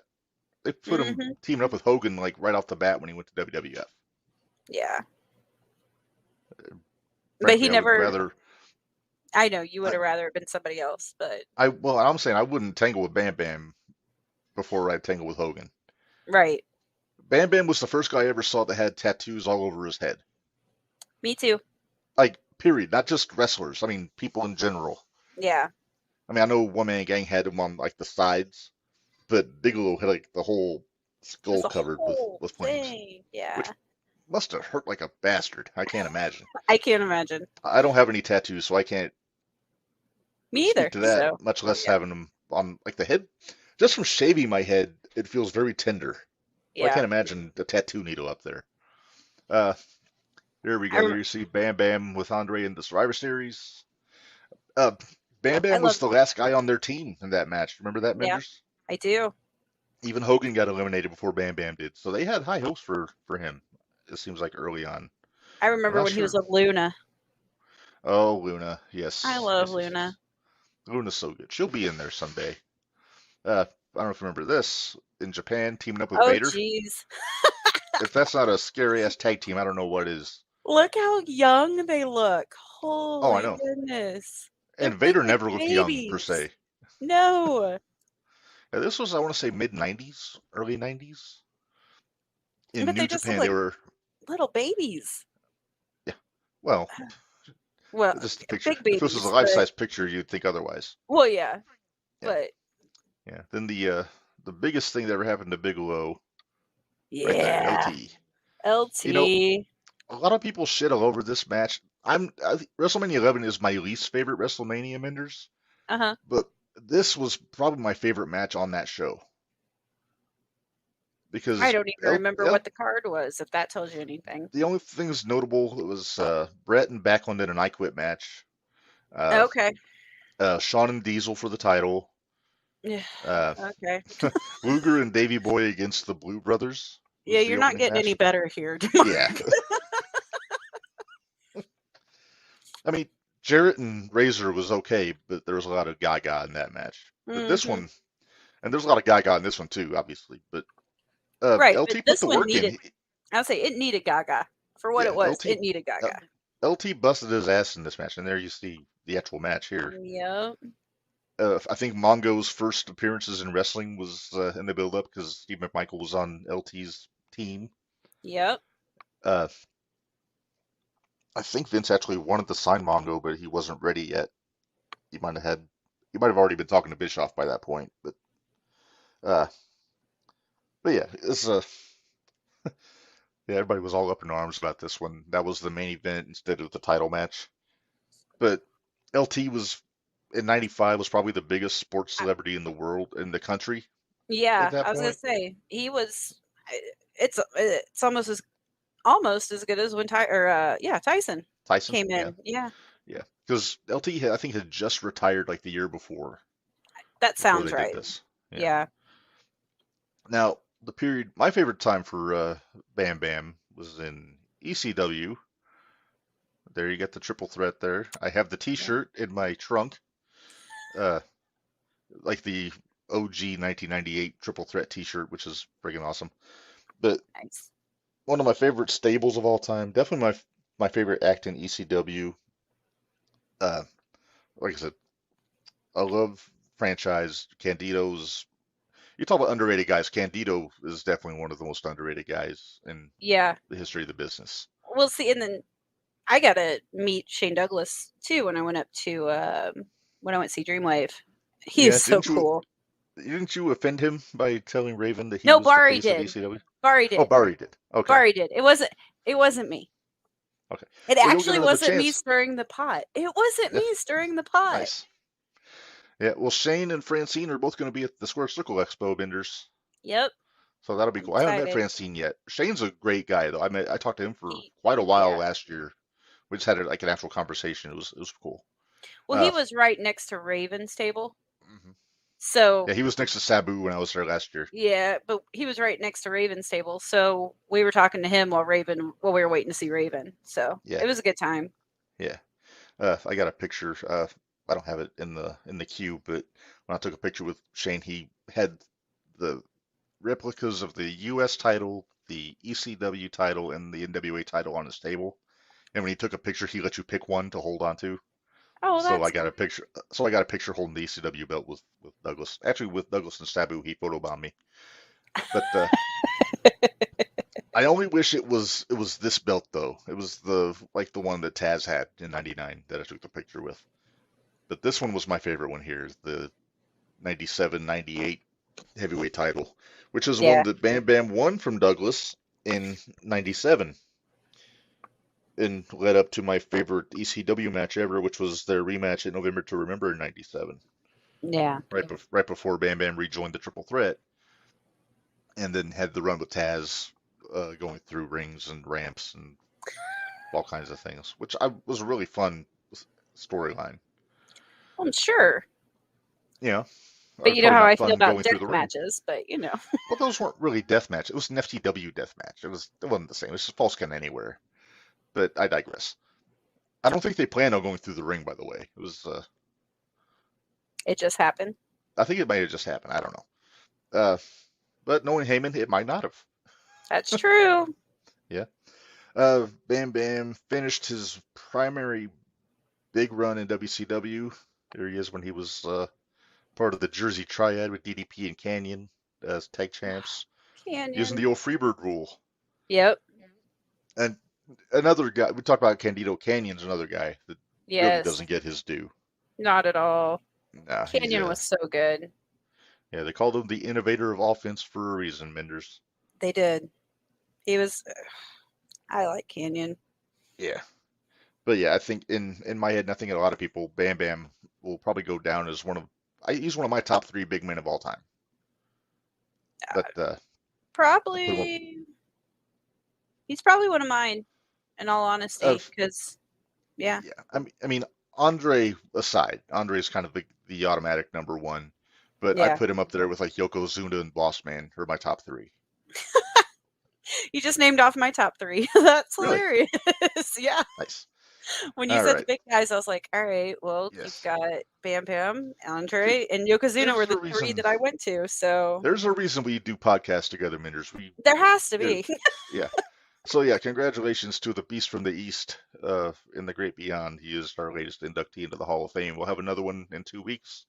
Going into WrestleMania, I think it'll be an interesting one there.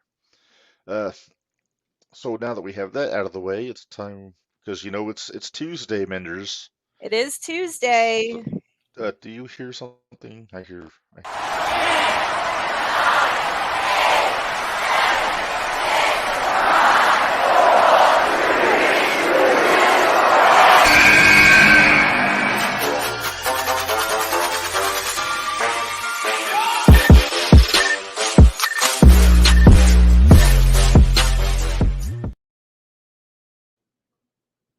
Am I nuts, or does that sound like Devontae Knox's entrance music a little bit? A little bit. I was dancing over here a little bit. All right, so it is time for Top 10 Tuesday, and I kind of gave you the Iggy on this one, Minderz, because I figured you'd have some thoughts. So our topic this week, worst heel turns. Yeah, I'm interested to see where you go with this, because I haven't told you any of the ones that I came up with. So I'm interested to see how much we're in sync with each other. Yeah. This will be interesting. There's been a lot of great heel turns back in the day, Minderz, but there have been some great doozies. But there's been some terrible ones. Yeah. All right, so we'll start with number 10 here, going to TNA in 2010. Sting. This was right at the start of the Hogan-Bischoff regime, and they decided to make Sting a heel for no real reason. They wanted to make him a heel to make him a heel. That was it. Yeah, but he had about, I don't know, that's a year run as a heel, I think. Mainly going with Van Dam for the heavyweight title, and Jarrett, as you see in the picture. Yeah. Looks like I'm gonna take a wild guess he waffled him with the bat in this picture. Probably. More than likely. And now he's telling him a riddle. But yeah, so it went up until, remember when Immortal happened, Hogan's group in TNA, when it was like Hogan and Bischoff and Jarrett and Jeff Hardy and all those guys like were taking over the company. Yeah. Yeah, so that's about the time that it stopped, because it was revealed that Sting and Nash were right about Hogan all along, because they had been kind of feuding. So then they went up being the baby faces there. So I mean, good long-term storytelling, I guess, on the whole, but just it seemed like such a random turn to begin with. Yeah. That's No, where, you got to have yeah, a this reason to isn't turn somebody necessarily, heel. yeah, for a lot of these that I picked, it's not necessarily about their heel run. It's just about the actual turn that they did to get there. Right. But there's some where it's just an awful heel run. But I digress. Number 9 here, Powers of Pain, WWF in 1988, it's Survivor Series. This was a double turn because Demolition turned babyface here, Yep. and they Gosh. wound up taking Fuji on as their manager. Here's why I it's on my remember that. list. And in hindsight, it was awesome, but if you watch the video of it, the fans didn't realize what happened. They thought that Fuji turned babyface. Yeah. If you look at him, because when Demolition came back after the match was over, they were booing Demolition the whole time. It wasn't until they did like the box set about 15 years ago that they piped in the cheers over Of course Demolition they coming did. out. Yeah, Cena knows all about that. Uh, but yeah, yeah. I mean, I like the Powers of Pain are better as a heel team anyway. I mean, that's a given. I mean, just from their run with the Road Warriors and the NWA. But just the way just they did it, they should have made it less vague who was doing what. Right. I mean, if you watch it, I mean, Fuji opens the ropes and causes Demolition in the match, so it makes sense that he would be the heel. But fans were so wrapped up in it that they just assumed when Barbarian Warlord went and picked Fuji up and brought him back over to the babyface side, they assumed that that meant Fuji was turning babyface. Yeah. Nobody So they bought should have that been they a were little clearer turning. about that. Yeah. Right, right. But yeah, so number 8, and I had to pick one for this guy because there's so many. Got the Giant in WCW. I have on my list the Big Show. Uh, 18 million turns. yeah, just because I had to pick one, I picked the second time he joined the NWO in '98 during Yeah. the Wolfpack era, because literally there was no build. Like the week before, he was teaming up with Luger and being being the smiley baby face, beating up the NWO. Then the next week, Nitro opens with Nash calling out the NWO, and here comes the Giant with his NWO T-shirt on. It's like, what the hell? What happened here? Like there was no rhyme or reason to it. Sounds kind of familiar, if you think about what goes on these days. Yeah. But yeah, that was, I think, the Giants. Let's see, started as a heel. His first actual heel turn, but his second run as a heel in WCW. Right. Yeah, because he Then started Vince as got a him, heel. and yeah, he started as a heel. And He then started as and then Andre's son. Remember? I would say, yeah, well, and then Vince got a hold of him and he became a revolving door. But, it is Uh-huh. what it is. It is what it is. All right, number 10, 9, 8. Number 7, the total package, Lex Luger. This is when he turned heel in 1989. After the Flair Steamboat stuff was going on, Flair turned babyface after the trilogy with Steamboat when he won the belt back because he was starting his run with Funk that led to the I Quit match. So for some reason they took Luger, who was like, aside from Sting, was their hottest babyface at the time, U.S. champion. Like he was Right. going to be their Hogan, And they said we'll switch him heel and put him with they put him with Steamboat for the U.S. title, and I think we had about a year, maybe 8-month run up until Sting got hurt. When, because remember, Sting was supposed to go with Flair after he got kicked out of the Horseman, but he Right. tore up his knee. So then Yeah. they switched Luger back to have him go against Flair. But before that, he had a match that I really loved with Brian Pillman and Halloween Havoc for the U.S. title, which was I Pillman, think I I've think. seen that. And we talk about guys having their breakout performance, even if they don't win. And that was Pillman that night because he was still very new with the company. But yeah, Luger's always been a pretty good heel. But yeah, it just seemed like they were just doing it for the sake of turning him just because Flair was going babyface. Yeah. And then Wyndham was gone. Otherwise, I think if Wyndham had still been in the company, he might have stayed and done that. But I don't know. Yeah. Who knows? Yeah, yeah. All right, number 6, and this one, it makes me chuckle more than anything. Rey Mysterio in 1999 Okay, if this tells you anything, into 2000. I don't even remember him being a heel. Exactly. Actually, it might have been 2000. It was around the time of the New Blood. So the Filthy Okay. Animals, you see him there, is after. No, it was. I've got the wrong year. It was 2000 because Eddie was gone. Because the Filthy Animals was originally Kidman, Conan, Ray, and Eddie. But by this point, Eddie was gone. Okay. And before we talk about the dumpster fire that is Ray's outfit here, yeah, they were basically just like they were like Russo's like pit bulls. Like they would just. I think they buried Flair in the desert on one episode of Nitro and stole his watch. Oh, jeez. And then Let's see this. at one point This is when. Let's see, 99. Okay, yeah. This is when WCW was going to. It was going to dumpster fire anyway. Flying down the crapper, yeah. And but yeah, so they were just fodder for like Nash and Sting and all your big baby faces, Hogan, and yeah, and then also this. I don't know what Ray's doing with the horns on his head. And he has no He mask. looks- That's not right. Yeah, That's this is after he was unmasked. No, what's not right is that he put the mask back on. Right, I know. Conan lost his mask in the mid '90s, and he never put it back on again. But Ray doesn't do that. That's a soapbox I've been on before, and I could easily jump back on again, but I won't. Let's not. We don't need to jump the rail. No. Number 5.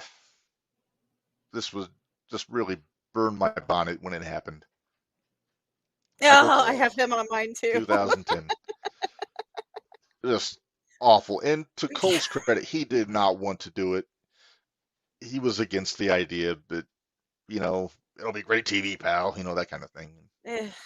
Go away, Vince. And then he beats fucking Jerry Lawler at WrestleMania. Right. I mean, come on, why do that to the King? And the King was already. He was still the heel commentator. Yeah, burying poor Bryan Danielson at every turn. It was ridiculous. He had the coal mine over the plexiglass box that he sat in freaking to idiot. protect himself from Lawler because Lawler was always trying to kill him. For good reason. Yeah. Now, he did pull some good facials when he was getting his ass kicked. Well, I would. What comes to mind mind is when good facials too. Well, I just remember when Lawler pulled him by the tie like into the wall of his cube, and then they just did a close up of his face smushed up against the glass. Yeah. And but yeah, so that was okay. But yeah, just I never liked the idea of play-by-play guys being heels. Color guys, please, that's fine. Yes. Ventura, Heenan. But the play-by-play guys got to be the voice of reason. Right. On the show, they got to tell the story. They got to be even-tempered. Even Joey Styles, he might not be even-tempered all the time, but he was always like he would put over everybody like where they needed to be. It seems like the only babyface Cole put over during his heel run was Cena. Well, and I'm sure that came from the higher up. So probably, but he was the Mrs. Buddy the whole time. Yeah, it was just silly. All right, number your 4, next one. Actually is a return appearance. Number 4 is Sting from WCW in 1999. I had Sting at WCW, not at TNA. So. Yeah, but this is when Hogan had just gone back to the red and yellow, was the world champ, and they had Sting beat him for the belt hit him with the bat and all that stuff, and then he was with and it lasted all of 2 months, right? Until I think Halloween Havoc. I think they had the belt was vacant because they did that stupid finish on I think it was Fall Brawl where Hogan just laid down for Sting and Sting kept his belt, and then he wound up just saying I didn't. Then he wound up babyfacing out of that. Didn't turn Hogan heel, mind you, but then Sting said I don't want it this way, and he threw the belt down. Then he wound up losing it to Goldberg, I think, at the end of the night, and it wound up being vacated, and then that's when like Hitman got it. Yeah. But No. and then Hitman and Sting went around with Sting as the babyface. But yeah, it was like maybe 6 weeks of Yeah. heel work with him and Luger trying to tell everybody Hogan wasn't to be trusted because he was still he drove the Hummer that tried to kill Bischoff. There was some ridiculous story out of that, and then Russo, it wound what? up being Sting all along. Yeah. Sorry, Yeah. shit stain. What? Kudos, Shit stain. corny. Shit stain. Oh, corny. I had to All get a right, corny so you saying had in there at some point. Oh yeah. So you had this on your list, the '99 Which- Sting heel turn. Yeah, I had Sting Okay. WCW heel All turn. right. So is this one and the Michael Cole the only two that I have No. that you had? Nope. In Big Show. I had Big Show and Goldberg. Wait, Oh, wait. I don't know what you're talking about. Okay, never mind. Let's move on marked to out number the wrong one. 3. Number 3. So that Stone was Cold, my number 2001. one. Really? That was my number Oh one. no, I got yeah. two. I got two more that were just as bad. This one, if you listen to Austin talk about it, he said that he was given the option to audible this and wind and turn around and stun Vince and close the show as a babyface, but he wound up sticking with the plan. Which, if he would have done this and then given Vince a stunner in Texas, I think he would have gotten over huge. Yeah. Because Rock was on his way out. Yep. Because he was going to do see the Mummy Returns or Hollywood Scorpion King. I things. forget which one. Hollywood Rock things, was doing Hollywood things. That's right. So, but they still had a really good army of heels with Hunter and Angle. Well, didn't had Hunter the right get to hurt censor. right around this time, though? He got hurt after this. This was because after Austin wasn't turned, long he and after, Triple 'cause H it won was the tag belts. As It the was in May. two-man power. It was about because after this at Backlash, those two won the tag belts, Okay. and they had all the belts. And then the month later, Triple H tore his quad, lost the IC belt. Yeah. Yeah. And but then I knew it was they right did the around that whole time. alliance. Austin actually had a really good face turn during this, right before the Invasion pay-per-view. Remember when he went to the pool hall and then had to come back during the big brawl on the last Raw before Invasion, and he came back and it was like the old Stone Cold Jim Ross was losing his shit, and then 6 days later turned heel again and joined the alliance. And it was just ridiculous. Mm-hmm. Yeah, so I never got behind Steve as a heel. He's a natural. He didn't change anything really about what he did. No. But It was who he just aligned beating up himself the wrong with. guys. Yep. Yeah, he was aligned himself with Stephanie and Shane and Heyman, and Yep. It was who he aligned himself with. I still think I wish the alliance would have not happened. It would have just been WCW, and then ECW had their own group. Yeah. In that Invasion thing, it would have made. But I'm not the booker. But I'm not sure that there. Okay, I know that there was a lot of stars in ECW. I get that, but I don't think there was enough nationally known stars to make that work. No. It would have been like if they would have done it now with Ring of Honor guys. Like there'd be the indie darlings that that the indie fans remembered. But yeah. So I'm with you on that. All right, number 2. This one, I almost had this at number 1, Minderz. Okay.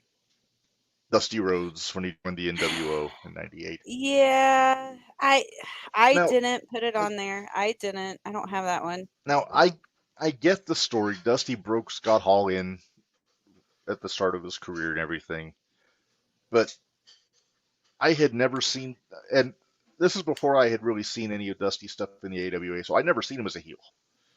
This was really weird to me. He was a great heel because he teamed up with Dick Murdoch as the Outlaws, and they were like ass-kicking heels in the 70s. Right.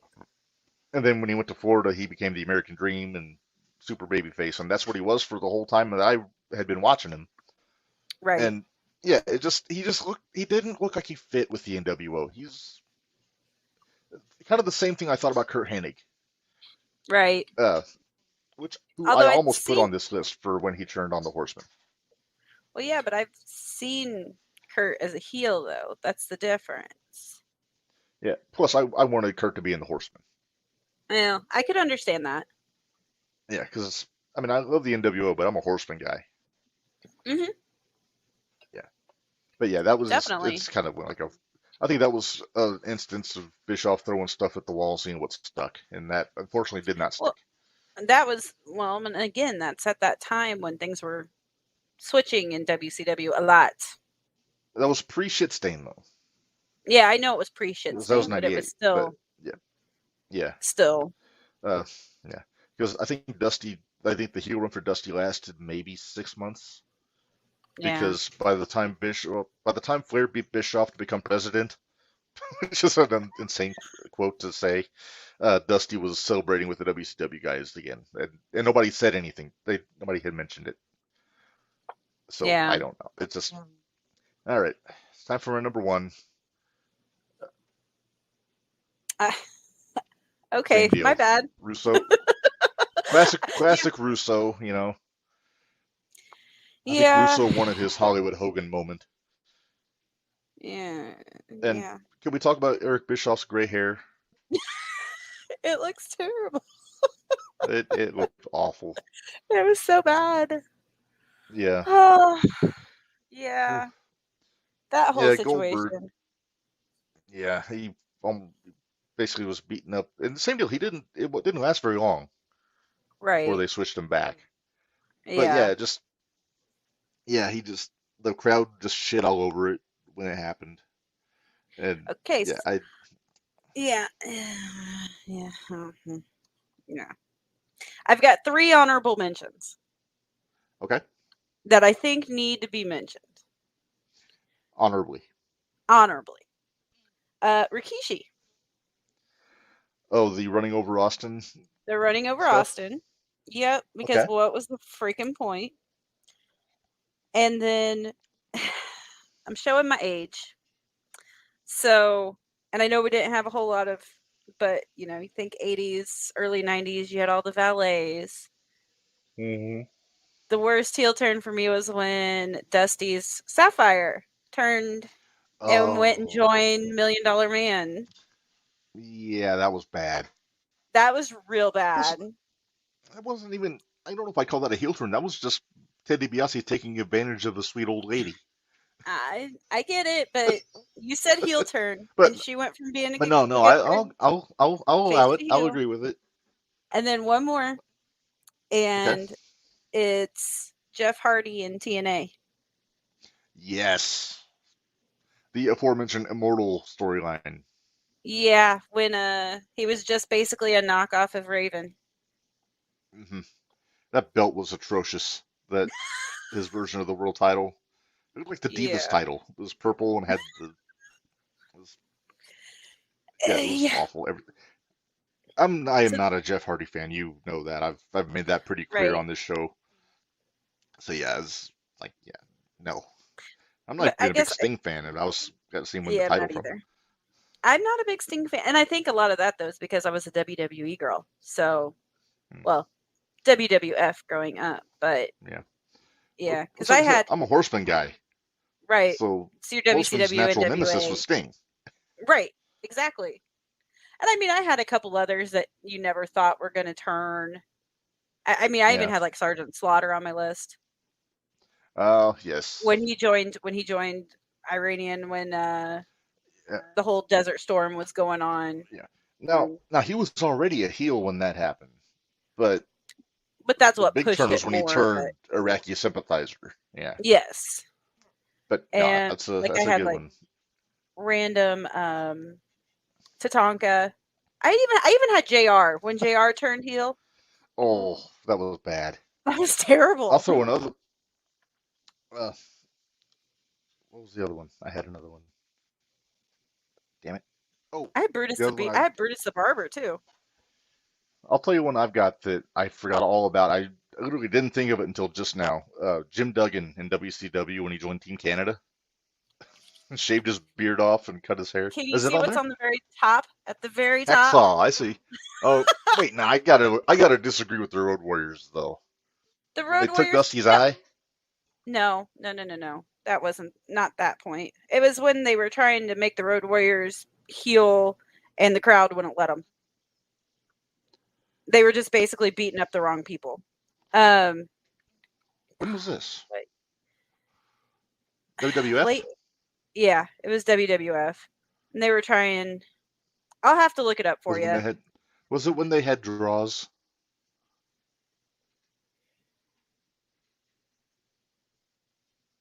I'm trying to remember. Well, it's like you said, Maybe. there's plenty of choices for bad heel turns. Right. Well, in any But that's heel just- turn that happens and the crowd won't let it happen, it goes back to your 10 Commandments. Mhm. See? Goes back to your 10 Commandments. If somebody wants to be heel, I let them be heel. But we know that doesn't always work. No. Like the fans wanted Roman to be heel for years, but Vince waited until like 2 years ago to finally pull the trigger on it, and now he's doing the best Right. work of his career. Right? Why did listen to your fans once in a while, people? Yeah. We all saw it. Yeah. Oh yeah.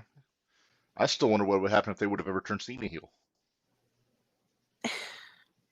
It still aggravates me about the whole reasoning why behind on that one. Mm-hmm. I get that they wanted to do it for all the little kids or whatever, but hey, guess what? Yeah, Who buys the selling merch? merchandise. It's Okay, but it's who the buys the Make-A-Wish. merch? They didn't want to lose the Make-A-Wish stuff. I think too. Okay, that's fine. But Whatever. I mean that's just their reasoning. But he would have been the most over heel in the company. He would have gotten that Roman heat if he would turn heel back in the day. If not hotter. Yeah. All right. So that concludes Top 10 Tuesday for this week, Minderz, and I think that's a good time for us to say goodbye. We're I right think at it the is too. 207 mark here. Before we go, we're going to pay Especially the since bills we a had little to do bit this again tomorrow night. That's right. ProWrestlingTees.com/JTR Pod. You can get all of our, most of our t-shirts on there. BrainbusterTees.com. We got more cool stuff: hoodies, stickers, hats, fanny packs, Raglan shirts, t-shirts, all that kind of stuff. And yeah, you can check us out tomorrow on the 01 Shootout. We're gonna have, I don't know if you call him senior official for 01. Yeah, Jason let's do Pemberton. that. That'll be fine. It makes it sound official. Makes But it he'll be sound joining us official. tomorrow to talk a little bit, and then we'll talk about what's going on Thursday night in Edgewood, and then And we're going, right? 2 weeks. We're going, yeah. Okay. And then in 2 weeks, I think, if I know what the date is in 2 weeks, it's here's my calendar. So it'll be the 14th. 21st. 21st. Okay, so let me see. I gotta check something here. So we're Is gonna that the one basically right that'll be our before? last step. That's the last episode we got before WrestleMania. Okay. Because every other week. So we'll probably Yep. talk a lot about Mania. I'm thinking about doing a YouTube exclusive like WrestleMania like special. We're talking about old Sounds Manias good. and all that kind of stuff. We kind of did something similar last year. I don't want to do it again. We'll get you and Gary and maybe see if anybody else wants to jump in with us on it. But we'll figure that out down the road here. So we're gonna go ahead. We're gonna call this one a show. Thanks for joining us again. You can find us on Audible, Apple, Spotify, Amazon. I think there's a couple other ones on there. But I never say this, I'm an awful podcast host. If you listen to us on the Apple podcast, give us a subscribe and a review. It kind of helps us out. And yeah, so do that. And then until 2 weeks, for the departed Gary, who he'll be back with us in 2 weeks. He had to cut out early, so good thoughts to him. And for Minderz, this is Redmond. Reminding you all, life is hard, work stiff, and follow my 10 commandments. See you later.